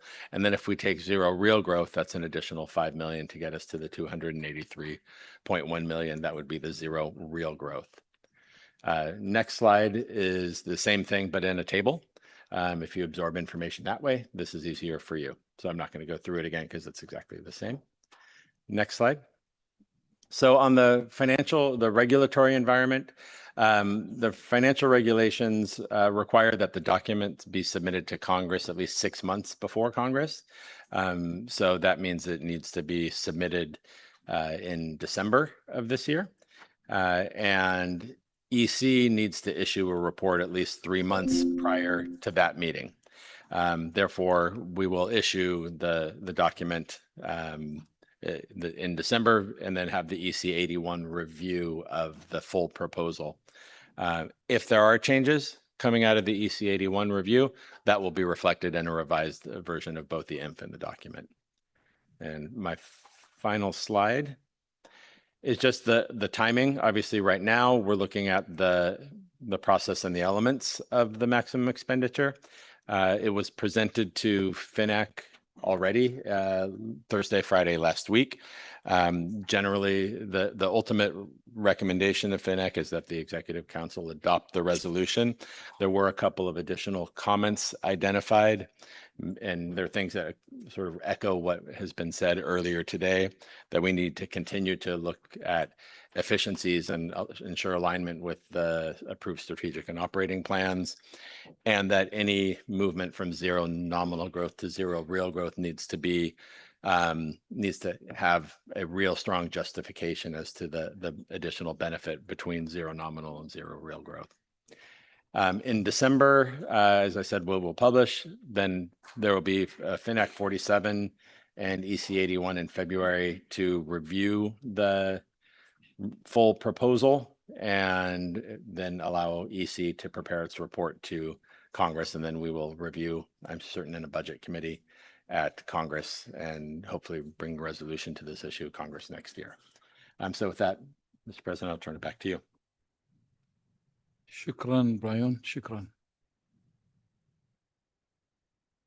أنا أود أن أذكر أيضا أن هذه الوثيقة ستتم مناقشتها كذلك لاعتمادها يوم الخميس.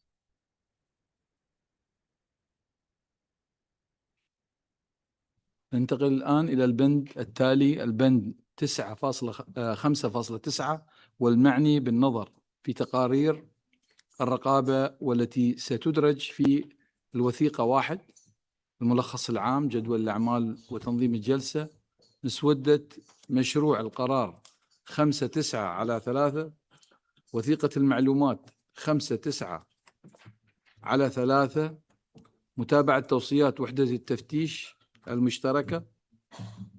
أود أن أذكركم بأن البند 5.9 يتضمن 3 مسودات: مشروع إجراء ومسودة مشروع قرار واحد سيتم مناقشة مسودة مشروع الإجراء 5.9/3 اليوم، بينما سيتم مناقشة مسودتي مشروع الإجراء 5.9/1 و5.9/2 بالإضافة إلى مسودة مشروع القرار 5.9/1 يوم الجمعة. الآن أدعو مدير الرقابة الداخلية السيد ماثيو لتقديم مسودة مشروع الإجراء 5.9/3. تفضل سيد ماثيو.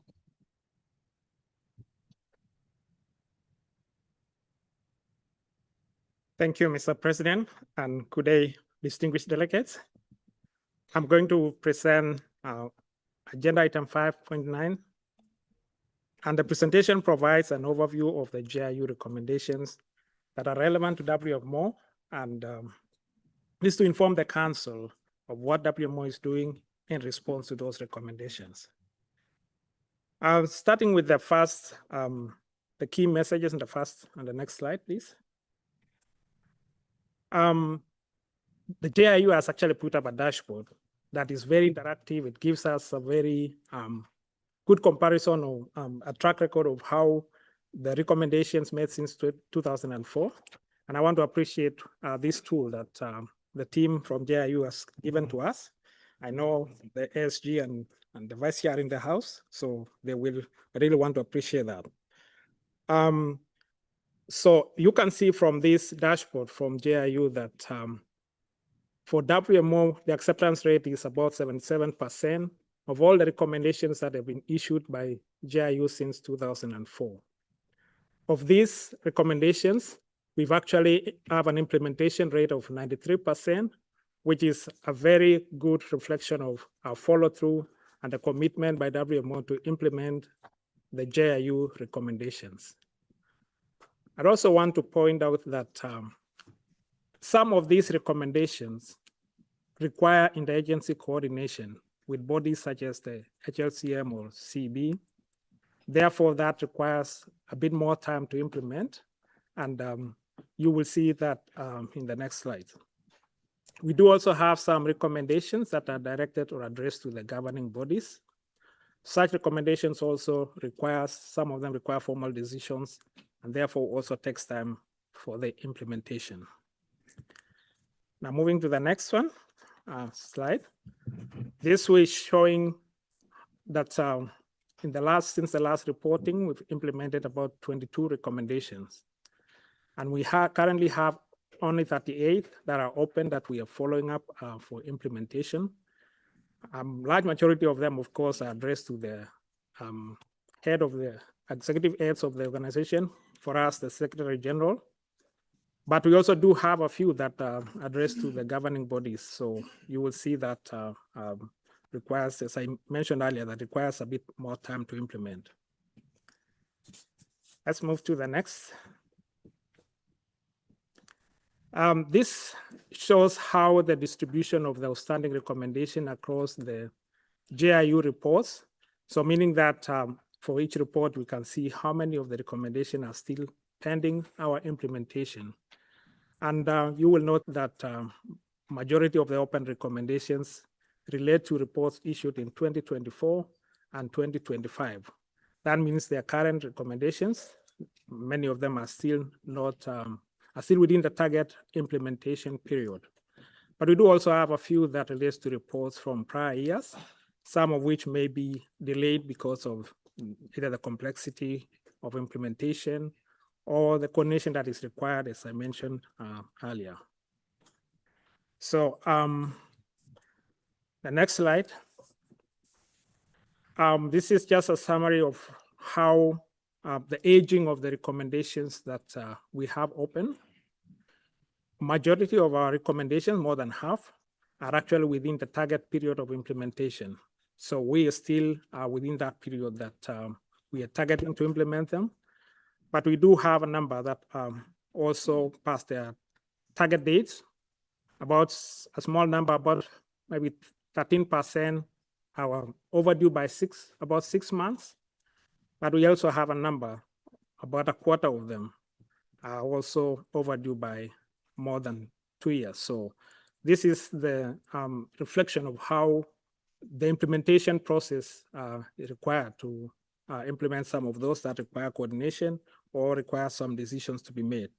But overall, I think we're in a very good place of implementing the JIU recommendations, and we'll continue with that commitment to implementing them both on time and also fully. Next slide. I think, Mr. President, that's a summary of the status of the recommendations, which will then lead into the decision of the Council. Thank you, Mr. President. Thank you very much, Mr. Matthew. Thank you. المجال مفتوح لاستفساراتكم. تفضلوا.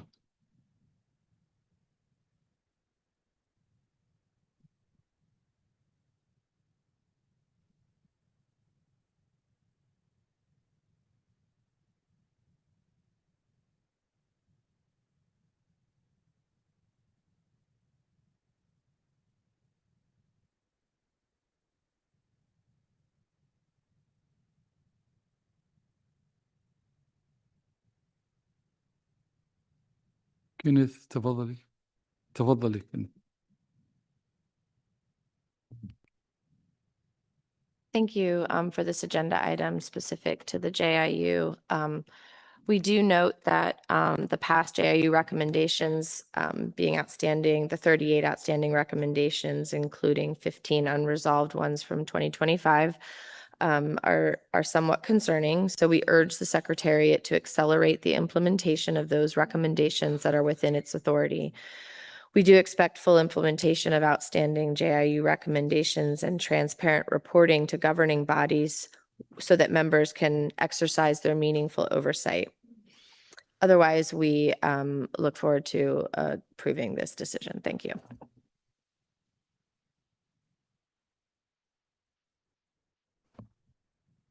شكرا لك. شكرا.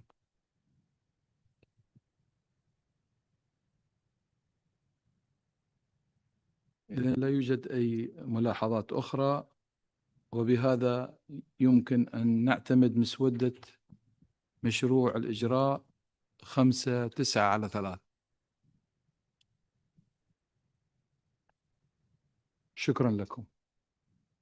البند التالي في جدول الأعمال سيكون البند 5.1 الذي يتضمن الوثيقة 5.1 التقييم الخارجي لفعالية وكفاءة هيئات وهياكل المنظمة العالمية للأرصاد الجوية. المسودة الثانية مسودة مشروع القرار 5.1/1 وثيقة المعلومات 5.1 تقرير وحدة التفتيش المشتركة بشأن مراجعة هياكل الهيئات الإدارية في المنظمة العالمية للأرصاد الجوية. أدعو نائب رئيس وحدة التفتيش المشتركة سيد الموسوي لتقديم الموجز. تفضل سيد موسوي. Thank you so much. Do you hear me? Thank you so much, President. تفضل. Distinguished member of the Council, thank you for inviting the Joint Inspection Unit to this meeting and for the opportunity to deliver this statement on its work. As you may know, the JIU is the only independent external oversight body of the United Nations system, which serves both the United Nations General Assembly and the legislative organs of its participating organizations, including WMO, Congress, and Executive Council. Beyond briefing you on the overall work of the JIU, our presence here today serves a specific reason.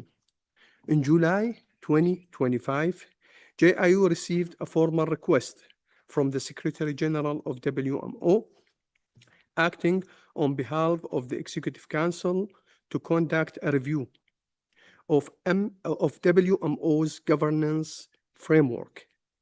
This initiative was directly linked to the Congress resolution adopted in 2023 and reflected the desire of the WMO governing bodies to look beyond the reforms already undertaken and to identify options for further improvement. JIU accepted this request not only because of its importance to the WMO, but also because it offered a valuable opportunity for the JIU to examine a governance practice across the United Nations specialized agencies. The review conducted by my colleague, Inspector Alan Cornan, began in July 2025, and the report was delivered at the beginning of May 2026, in time for consideration at this time. It is important to highlight that WMO is among the participating organizations most extensively covered by the JIU.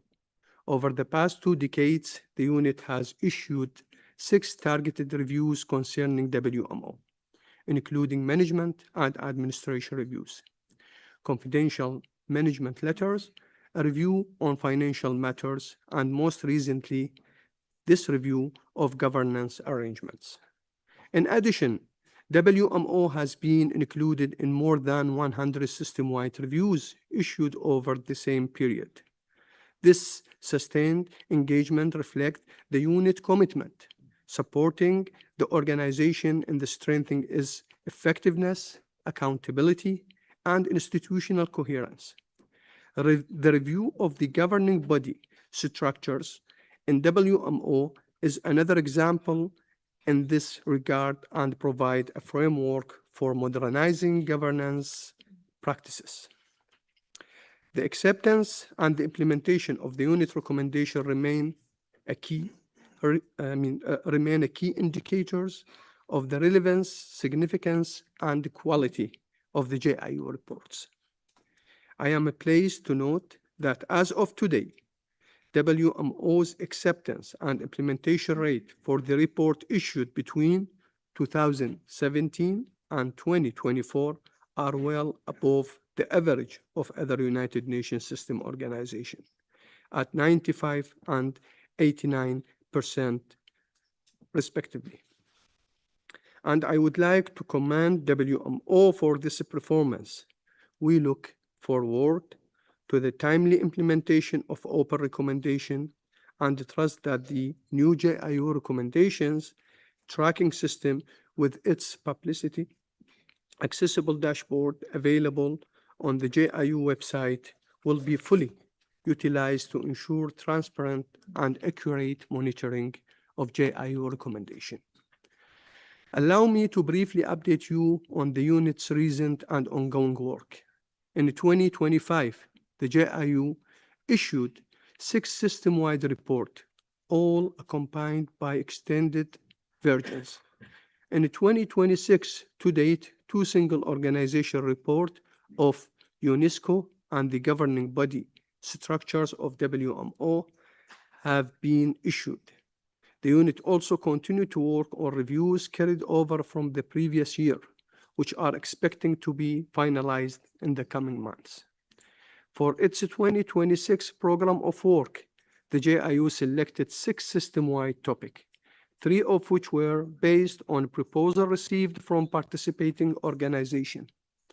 The program includes reviews of practices and mechanisms for adapting financing challenges, implementation of the 3 lines model, shared services, earmark funding and mandate implementation, digital transformation, and the acceptance, implementation, and outcome of the JIU recommendation. Distinguished members, on behalf of the Joint Inspection Unit, I extend my gratitude to the WMO Secretariat for its cooperation and support of JIU reviews, and to the member of the Executive Council for their continued attention to the unit's work.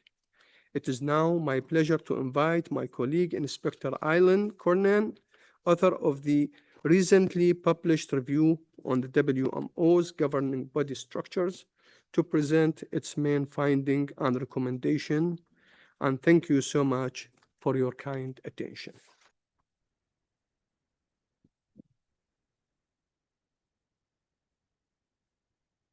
Mr. President, distinguished members of the Executive Council, Secretary General, and colleagues, it is a privilege to present the findings and conclusions of the JIU's comprehensive review of the WMO governance framework. The review identifies a number of structural and operational issues around the effectiveness and efficiency of WMO's governance arrangements, while also recognizing the considerable efforts already made by members and the Secretariat to modernize the organization. Its recommendations are intended to support WMO in clarifying roles and responsibilities of functions across governing bodies, strengthening oversight by members, and aligning its governance framework more closely with good practices found in other scientific and technical specialized agencies in the UN system. The suggested changes are expected to bring significant improvements to governance in the medium and long term for the members of WMO, such as broader member representation in governing bodies with a greater diversity of views, more transparency and scrutiny by members over the financial and human resources of the organization, and an effective balance between technical and political representation across governing bodies. The report comprises a detailed analysis of all constituent governing bodies of WMO and identifies the weaknesses that may pose risk to the organization's effectiveness, efficiency, accountability, and credibility. First, the report comprises a detailed analysis of all constituent bodies of WMO and identifies weaknesses that may pose risk to the organization's effectiveness, efficiency, accountability, and credibility. First, the WMO convention is outdated. It contains provisions that are misaligned with modern, sustainable governance standards and has required inconsistent workarounds in the general regulations and other documents, which cannot legally override this foundational document. It has created a hierarchy of norms that is often ambiguous and difficult to navigate. But most importantly, the convention in its current form does not respond to member needs for adequate representation and proper oversight of the organization. Second, there is a critical gap in leadership accountability. Under Article 22 of the convention, the Secretary General is responsible to the function of the President rather than to members of WMO as a whole. This contradicts the core principle that executive heads must be accountable to the body that appoints them, hence Congress, and is an outlier in the UN system. Third, an executive council without intergovernmental status does not provide adequate accountability to member states.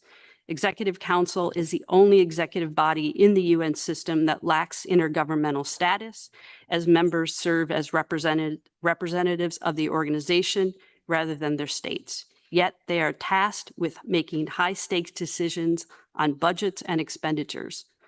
Such decisions should be a prerogative of representatives of member states that are ultimately those funding and being served by the organization. Finally, the governance structure is overly complex and fragmented.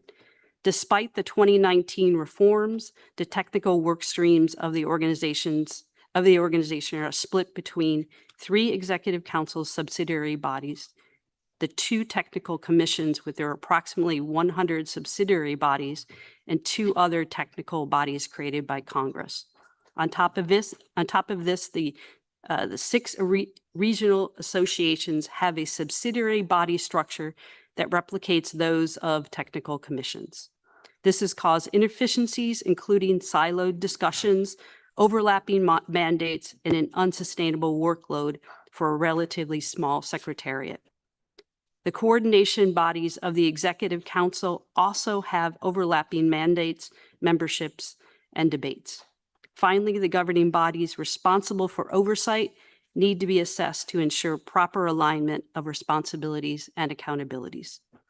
To address these findings, the report outlines 12 formal and 33 informal recommendations, primarily addressed to Congress and the Executive Council.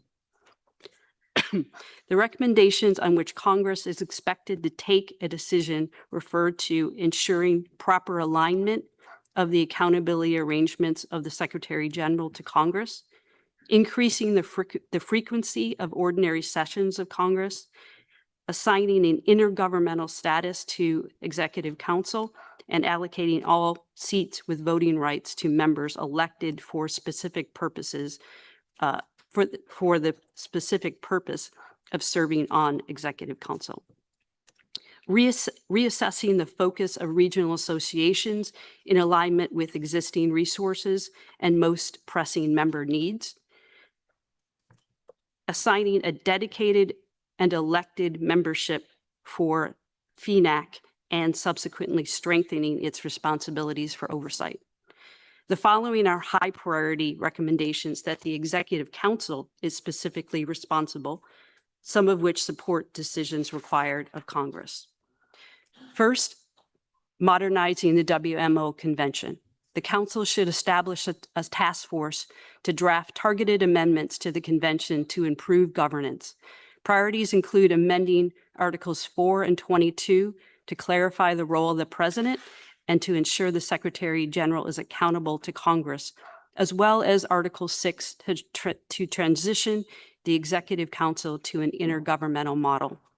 These are essential and fundamental changes required to modernize WMO governance and reflect prevailing practices.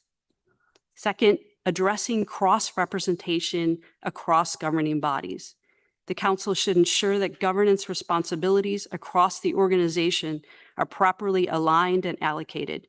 There are heavy demands on a few officers who are required to participate in multiple bodies and often chair committees with overlapping advisory and decision-making functions. Combined with comparatively long 4-year renewable terms, current arrangements constrain functional independence and risk overburdening members who also hold national responsibilities. Third, rationalizing subsidiary body structures. Specifically, the governance framework would benefit from merging the Policy Advisory Committee and the Technical Coordination Committee into a single joint body for strategic planning and technical coordination. Additionally, technical panels and bodies currently outside the technical commissions could be integrated into commission work streams to reduce siloed debates on technical matters. Fourth, increasing the awareness of members in relation to the costs linked to various subsidiary bodies. Currently, the costs for governance activities are not transparent to members, nor are the resource implications of creating and maintaining subsidiary bodies. This can lead to institutional inertia rather than responding to clearly defined and current organizational needs. To summarize the most pressing needs, the JIU formally recommends a task force for the convention to examine amending Articles 4, 6, 8, 10, 13, 14, and 22. Member-driven accountability, formally shifting the Secretary General's reporting line to Congress or delegated to an intergovernmental executive council, as well as strengthening the oversight mandate and functioning of intergovernmental governing bodies. Reduced cross-representation, limiting the number of bodies an individual can serve to prevent insular decision-making, provide greater opportunities for member representation, and reduce the excessive demands on a few officers. Regional empowerment, refocusing the mandate of regional associations on the most pressing member needs in a manner aligned with available resources. And transparent costing, require the Secretary General to provide clear data on the cost of supporting each governing body to ensure informed decisions on creating and terminating subsidiary structures. Members of the Council, WMO is a vital UN system organization with a landmark mission, recently evident by the Early Warnings for All initiative. However, the complexity and outdated nature of the current governance can hamper its effectiveness and agility to respond to emerging global issues. The risks of inaction are clear: confounding leadership, opaque accountability, and limited diversity of views across governing bodies. By considering recommendations included in the JIU review, the Executive Council has the opportunity to lead WMO into a new era of modern, transparent, and agile governance. I urge you to consider these recommendations not as mere incremental administrative adjustments, but as essential sustainable reforms to safeguard the future of the organization. Thank you for your consideration. شكرا لك شكرا لك المفتش الموسوي نائب رئيس وحدة التفتيش والمفتشة إيلين. أبقوا معنا لأي ملاحظات ملاحظتين ممكن نأخذها قبل انتهاء الفترة الصباحية. إذن المجال مفتوح لأي ملاحظة.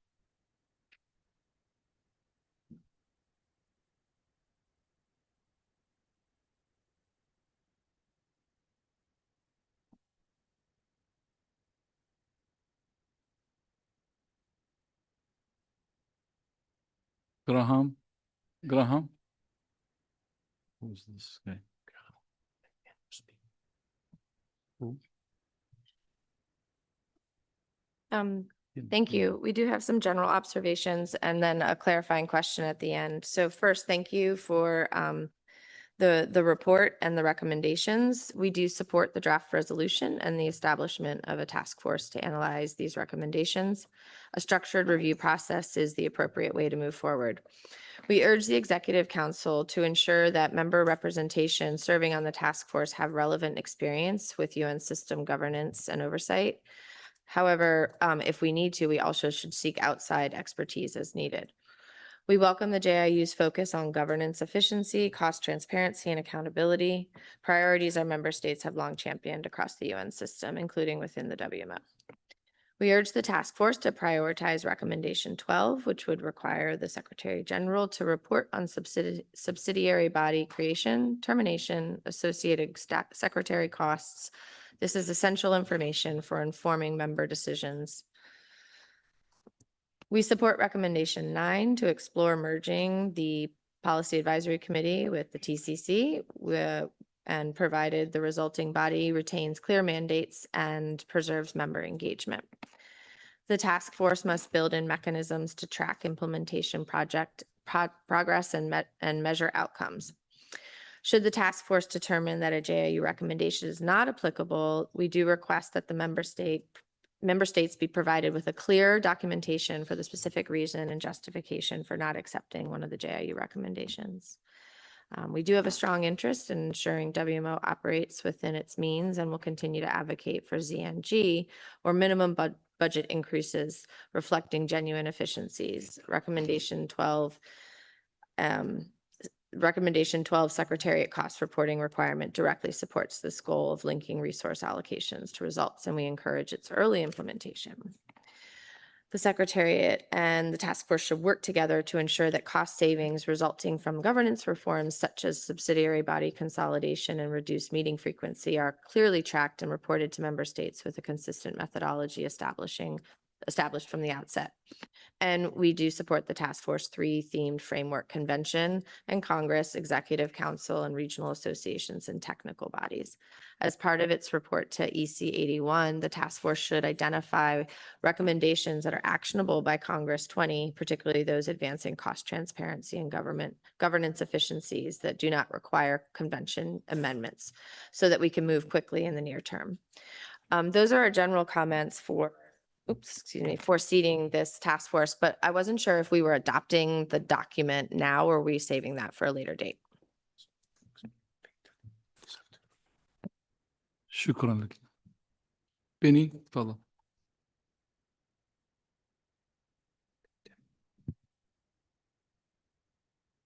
Good morning and thank you. And our thanks to the JRU unit and Secretariat for a substantial process which you've undertaken.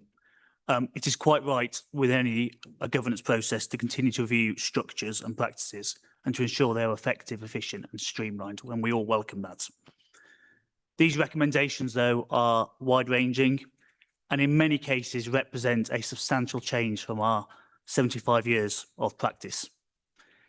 The initial analysis should be addressed to ensure there are no major concerns around interlinkages and interdependencies around the governance process and carefully considered as the implementation plan comes together.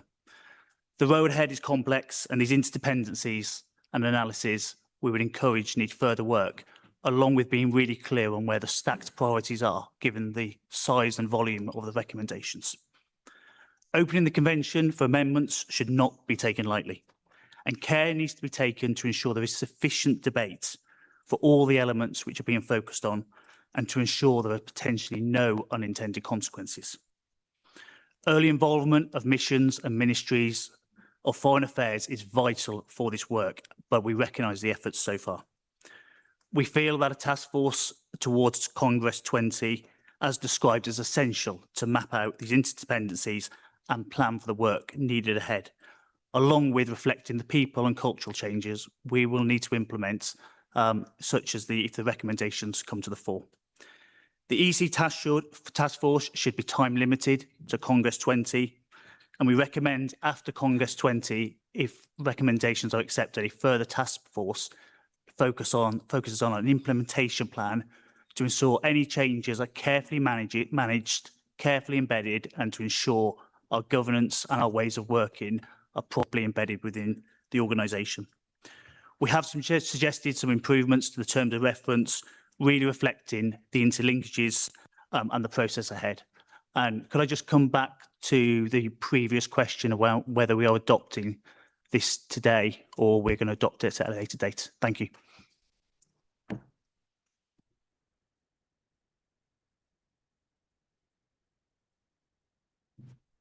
Yes, thank you I would like to clarify it, given the amount of time left and there are other interventions, we would simply postpone the adoption of the draft resolution early afternoon as soon as the session resumes. Thank you.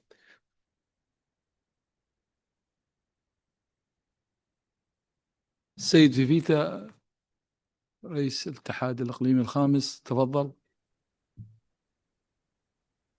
Thank you, Mr. President. WMO RA5 welcomes the JIU review and supports the establishment of the task force to analyze its recommendations in a comprehensive and balanced manner.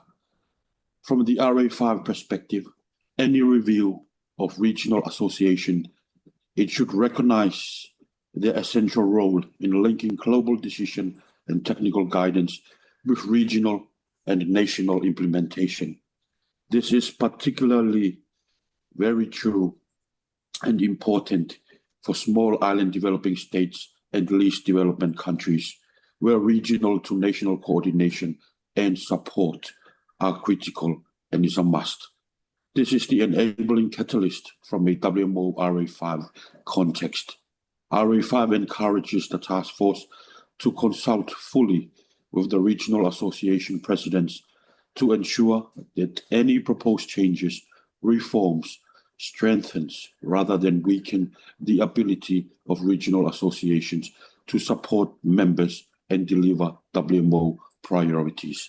Thank you, Mr. President. شكرا سيد فيفيتا. ايرين تفضلي. ايرين. Thank you, Mr. President.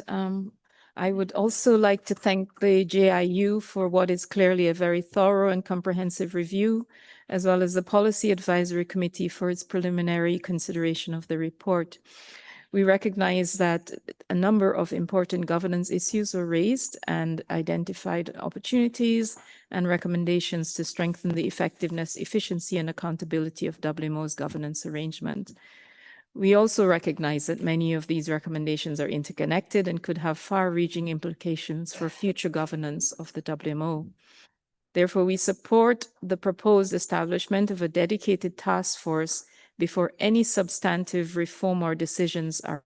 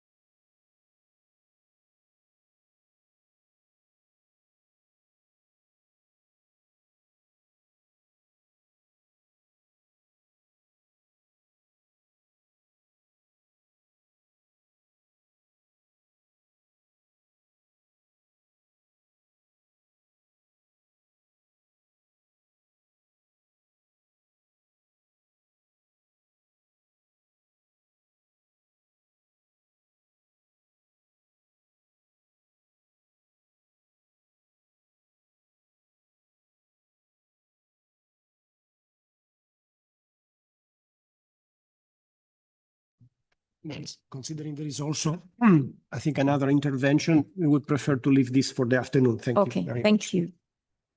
سيد لي تفضل سيد لي. Thank you. Thank you, Mr. President. These are also general comments about 5.1 GIU.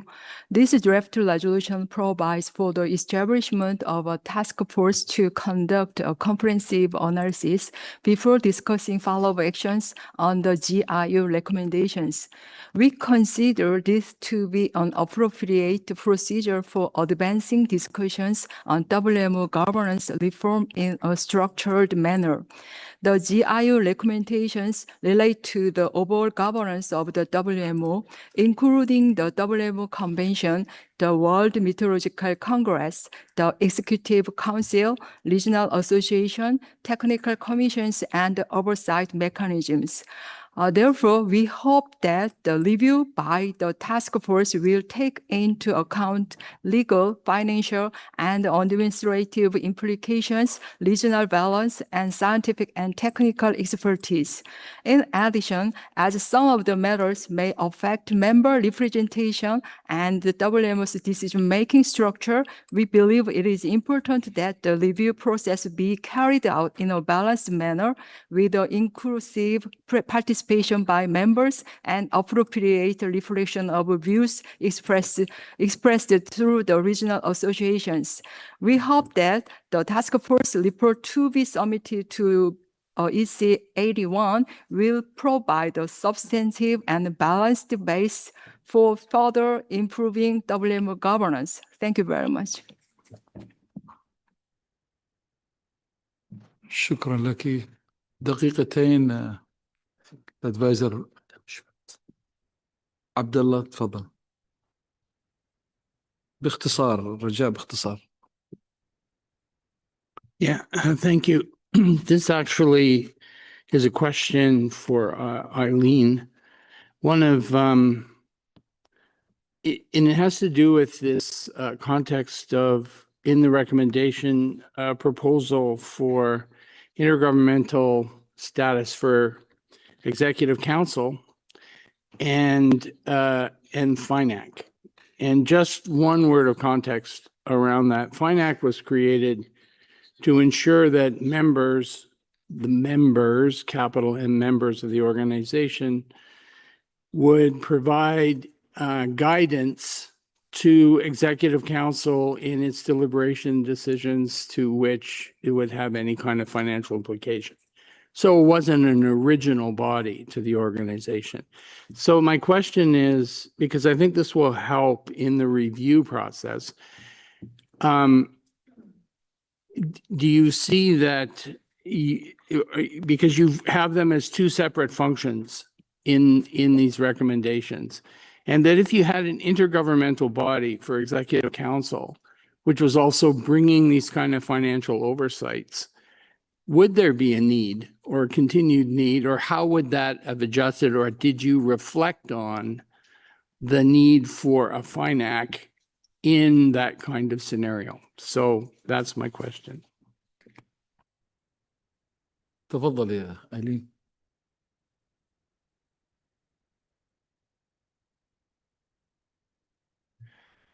Thank you, Mr. President. We have a few announcements and are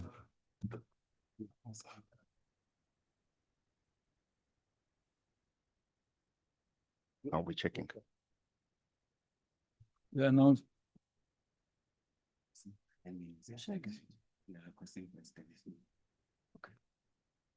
We checking if interpreters we can need give us 10 extra 10 minutes. Can I go? Excellent. Thank you so much for the question. I love these technical questions. Briefly, if Executive Council was intergovernmental, you would have theoretically people from your missions who would understand the technical aspects of oversight, et cetera. But in other UN system organizations, there is a intergovernmental structure that just focuses on oversight and accountability. This is in other organizations such as WIPO, WHO, et cetera, a program budget accountability committee. So their focus is on oversight and accountability. So the FINAC evolving to that is what we see as a best practice, not just in the UN system, but also outside the UN system as well. A technical body that can focus on oversight and accountability that is intergovernmental as well.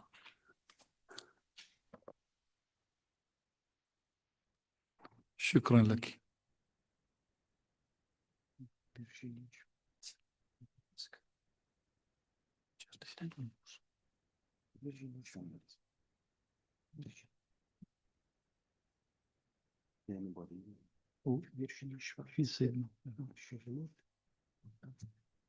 She doesn't want. Okay, that is good. Albert, yes, تفضل. Thank you so much, Mr. President, and also thank you for your great eyes that you will be able to look at me all the way.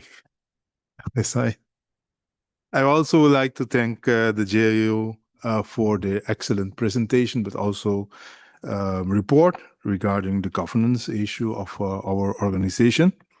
It was actually a request from the EC to find a way how to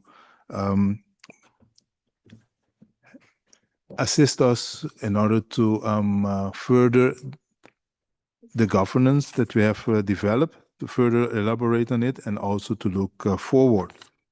As a point of departure, I think it is important to note that the WMO is a specialized agency from the UN, and it's a very technical organization. And why I'm saying that, because it is important at the start not only to look at the weakness of the governance, but also to look at the strength of our governance system here at the WMO. And then after that, it's important then to start looking what are the different areas that you will be able to further develop by considering the strength of the organization.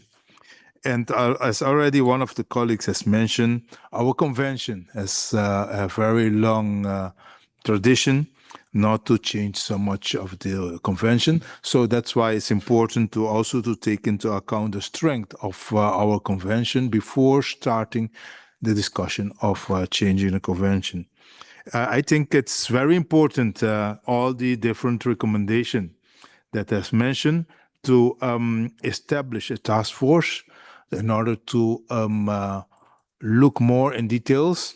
And for me, it's important not only that we need to have members be part of this task force, but it's also important to have an expert organization that is very talented in governance, especially at UN level, that will assist the members that will be part of this task force.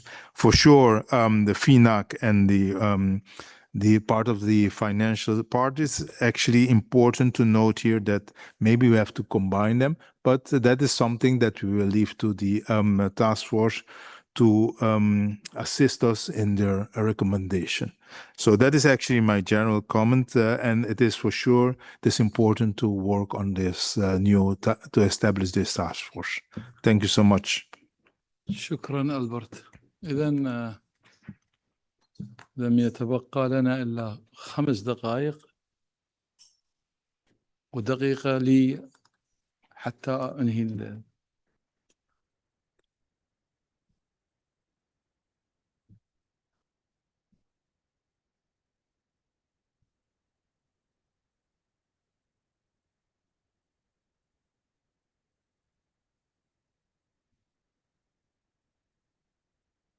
إذا أشكركم وأشكر السيد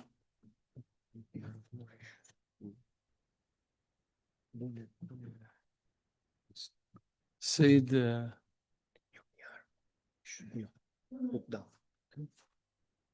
اوكي، اذا اشكر السيد الموسوي نائب رئيس وحدة التفتيش المشتركة والمفتشة إيلين على وقتهم. شكرا لكم جزيلا، ونكمل هذا البند بعد استراحة الغداء بدون وحدة التفتيش المشتركة معا. شكرا لكم. شكرا.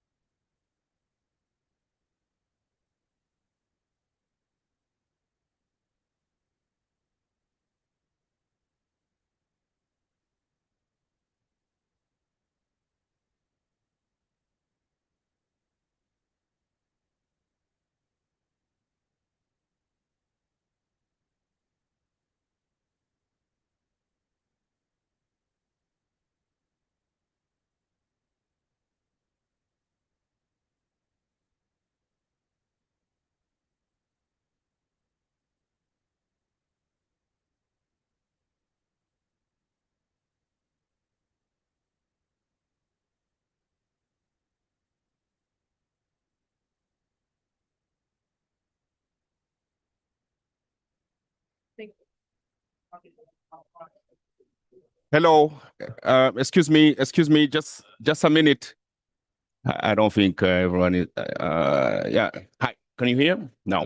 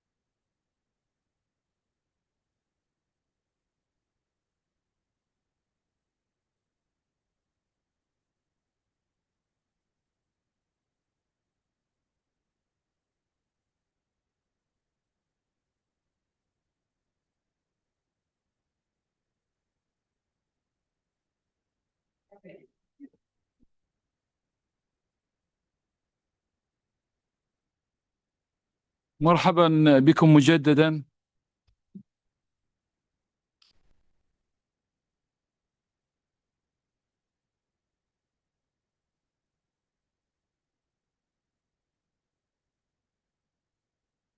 People like to speak, huh?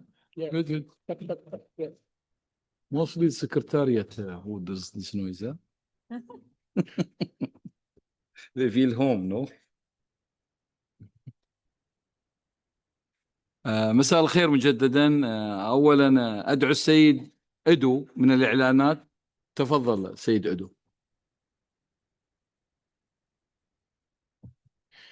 Thank you, Mr. President. We have a few changes to the afternoon schedule, which I'm going to be announcing. So right now we are going to continue with agenda 5.1.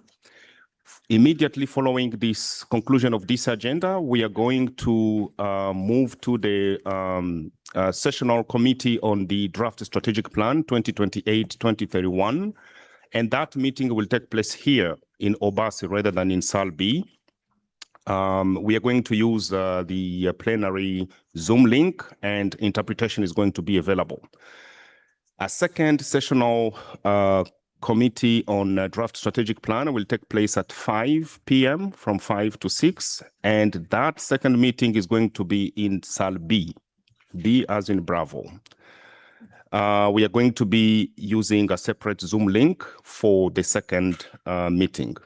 Finally, there is a booth showcasing Cruise 2025 annual report just outside of Obasi. For break time, please stop by. Thank you. شكرا لك السيد أدو. شكرا. الآن أدعو السيد ستيفانو لتقديم مسودة مشروع القرار 5-1-1.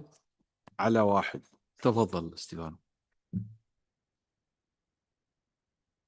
Thank you, Mr. President. Good afternoon.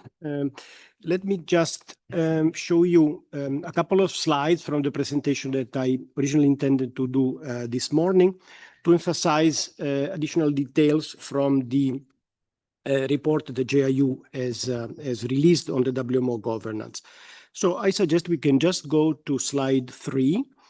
And in this slide, I would like just to also contextualize the recommendations of the JIU, not only around the 3 main themes that have been mentioned, that is convention, Congress, leadership, here represented in pink, and then executive council and oversight in blue, and then the other bodies, regional associations, commissions in green, but also their temporal dimension.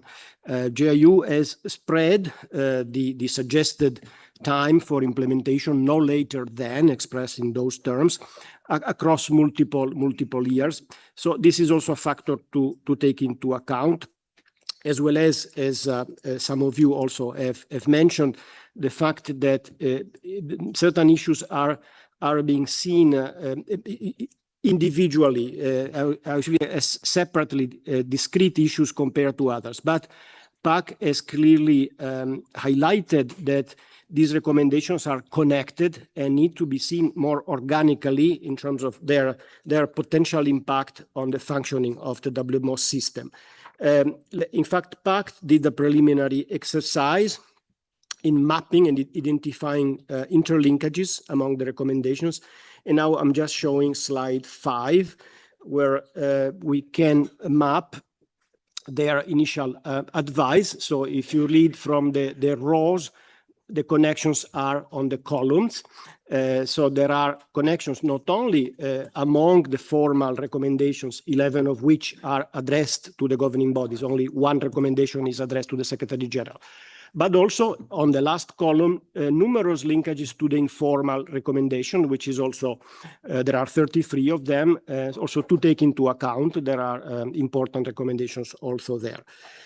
As also we heard this morning, some of the recommendations are directly addressing or may impact the current convention, and these are highlighted here in red, while other recommendations can be implemented, the potential to be implemented without amendment to the conventions. In all cases, this should not be forgotten. This recommendation implies adjustments to the general regulations and the rules of procedure. So it's also important to consider impacts beyond the system that is targeted by the recommendations. So having said this, Mr. President, I would proceed to illustrate the draft resolution. First of all, let me say that in essence, we will then show the document, of course. In essence, the idea is that the Executive Council decides to establish a task force with annexed terms of reference. It's Annex 2. Here, the emphasis is on a comprehensive analysis of the entirety of the recommendations and their interlinkages. So it's analytical work that is requested to this task force. Naturally, this task force will have a duration until the next session of the Council, which is foreseen to take place in February. And of course, the Secretary General is invited to provide necessary support. The resolution has two annexes. The first annex is merely the text of the recommendations, just for easiness of reference for the members. So it doesn't say anything more than that. The second annex contains the proposed terms of reference of the task force. So in the next slide, you can move on. Go to slide 7 then. Yes, here you go. So here I wanted to highlight two aspects here. The criteria, suggested criteria for the analysis and the suggested deliverables of the report. Among the criteria, so the emphasis is on the relevance and the applicability to the WMO context. So how practically are also there for WMO. Criterion B is about the implications the recommendation may have on individual bodies and entities. Criterion C deals with the value of the recommendations to improve really the work of WMO, taking into account its own particular nature, which is that of a scientific and technical body. Criterion D, which was just inserted, I will show you later, touches on other important dimensions. So the level of representation, the level of participation in the members in the bodies, and the ability to leverage the functioning of the existing regional coordination mechanism. Criterion D deals with the use of well-established principles of governance. You know, the JIU as benchmark for that. We recently see ISO criteria for good governance, which could also be of inspiration. Then, to conclude with the slides, on the right, you can see the suggested deliverables of the report. First of all, an analysis of the formal and informal recommendations and the interrelationship. Then item B, their aggregation, their consolidation around the three themes that have been discussed. And then the implementation, the time dimension, the roadmap for this, for implementation, including suggestions about actions that could be already acted upon at Congress 20, because Congress 20 may have the ability to intervene already on some of the recommendations. To be very practical here, this report should have a draft recommendation from the Council to Congress on the establishment of a task force of Congress, as also already some of you have mentioned, including their terms of reference. With this, Mr. President, we could move directly to the document itself, so we can show you also the proposed changes that we have received. So, تفضل. Yes, can I go? Thank you. So, as I said, just to show you, this is a draft resolution. Then Annex 1, I wanted just to navigate quickly to Annex 1, which merely contains the text of the recommendations. If you can kindly go down to the Annex 1, please. Yes. Okay, this is just to show, it's just the text of the 12 recommendations, 11 to the governing bodies, 1 for SG. Then we can move to Annex 2 first. So Annex 2 contains a note. First, we have included a note that is the definition of a task force adopted by EC some years ago. That is a small body, self-contained body that can advise the Executive Council precisely on urgent matters, priorities. Then we can see the mandate. The mandate fundamentally is what I've shown in the slide, in Secretary, moving from the work already done by PAC and operating this analysis with these criteria. We can see here that item D was suggested and integrated here from Dr. Lang. You can see here item D. It is also recommended that the task force consults with the presidents or chairs of the different bodies that may be impacted, so having also communication outside it, and then present the report and the deliverables. I have already shown them. You can see here that this initial proposal was perfected with a proposal by Professor Endersby.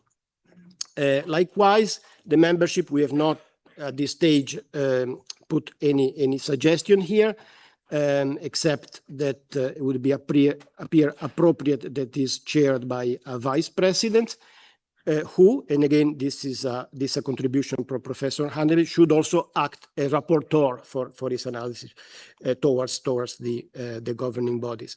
It can also be imagined that the task force will work fundamentally through virtual means. Between now and EC 81 is just a short period, and will operate according to the rules of procedure that have already been defined.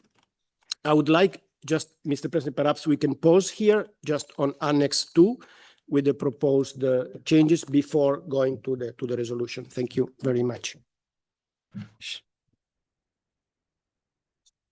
شكرا ستيفانو، شكرا لك.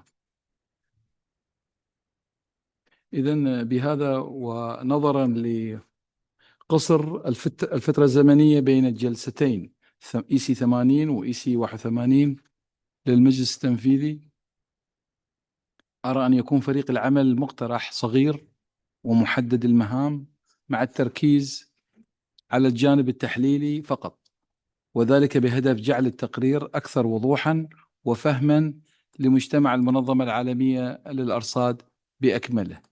لذا أقترح تشكيل فريق صغير مكون من 6 أشخاص من أعضاء المجلس التنفيذي بتمثيل التوزيع الجغرافي،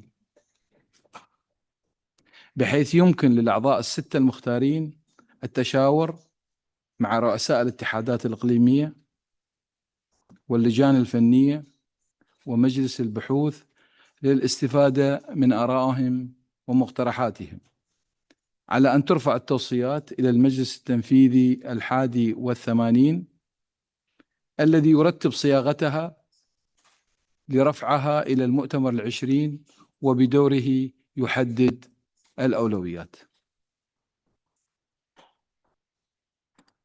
لذا سيتم التشاور مع رؤساء الاتحادات الإقليمية وموافاتكم يوم الجمعة بمقترح تشكيل الفريق. إذن أيضا المجال مفتوح لأي آراء أخرى.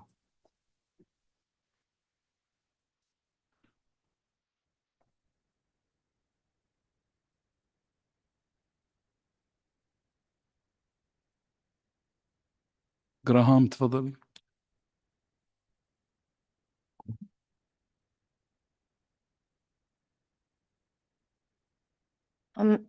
Thank you very much. This is just a comment with respect to the language insertion that Arlene Lang added to the mandate section of the document under the paragraph 1, subparagraph D.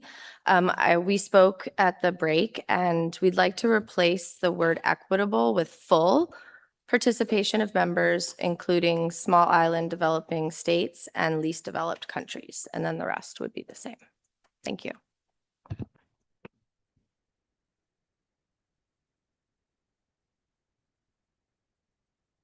Secretariat. Yes, my colleague will from the desk introduce this change. شكرا لك.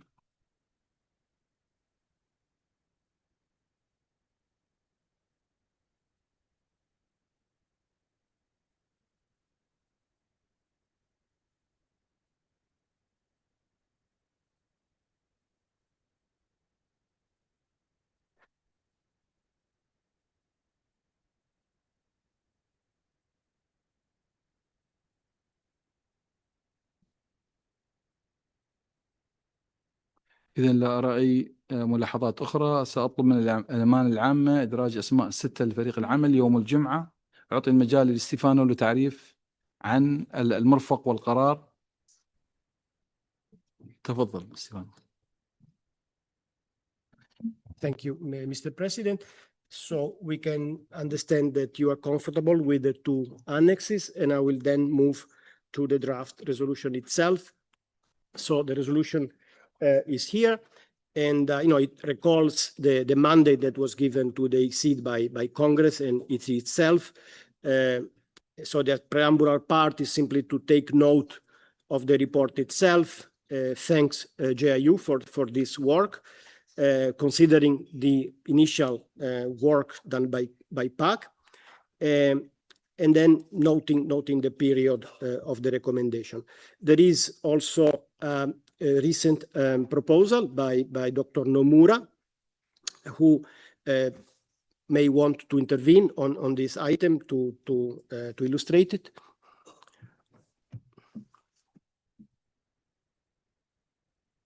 تفضل سيد نامور. Thank you, Mr. President. So about the decision synthesis. So first of all, I'd like to express my sincere appreciation to the Joint Inspection Unit, JIU, for providing such detailed analysis and insightful recommendations. I generally support the draft resolution and the establishment of a task force. So please let me make comments regarding the task force. I understand that many of JIU recommendations are objective based on comparative analysis with other international organizations. And we have to consider and examine them seriously for the future of these organizations. However, we have to keep in mind that the WMO has a unique nature as the scientific and technical authority, including its mission and roles and responsibilities. And what's most important for WMO is to support WMO members, particularly NMHSS, in fulfilling their core mandate to protect life and property through their 24/7 operational meteorological and hydrological services. Thank you, Mr. President. شكرا لك سيدي. ايرين تفضلي. Thank you, Mr. President. This is following the request I made earlier to have an opportunity to speak on the annex only. So I'd like to thank you for giving me that opportunity. We want to specifically comment on recommendations 5, 6, and 7 of that Annex 1, which proposes significant changes concerning the Executive Council and the role of regional associations. We do appreciate the objectives of strengthening governance arrangements and broadening participation, but we also note that the report provides limited analysis of how regional perspectives would continue to be reflected within the Executive Council deliberations, should these recommendations eventually be pursued. The issue is particularly important for the Caribbean, where regional coordination arrangements have historically provided an important mechanism through which the priorities and concerns of Caribbean members are collectively advanced within WMO's governance structures.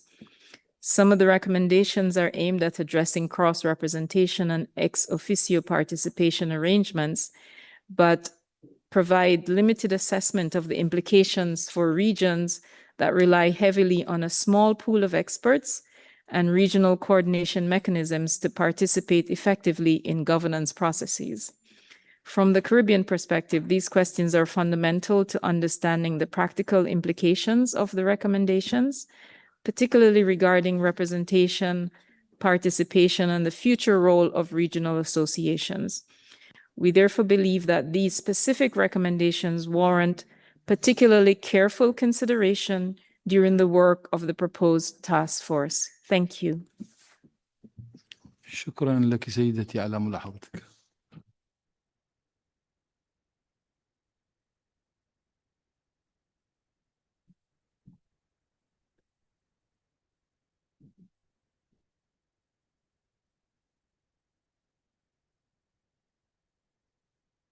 إذا لا أرى أي ملاحظات، وبهذا يمكن أن نعتمد مسودة المشروع القرار 5-1.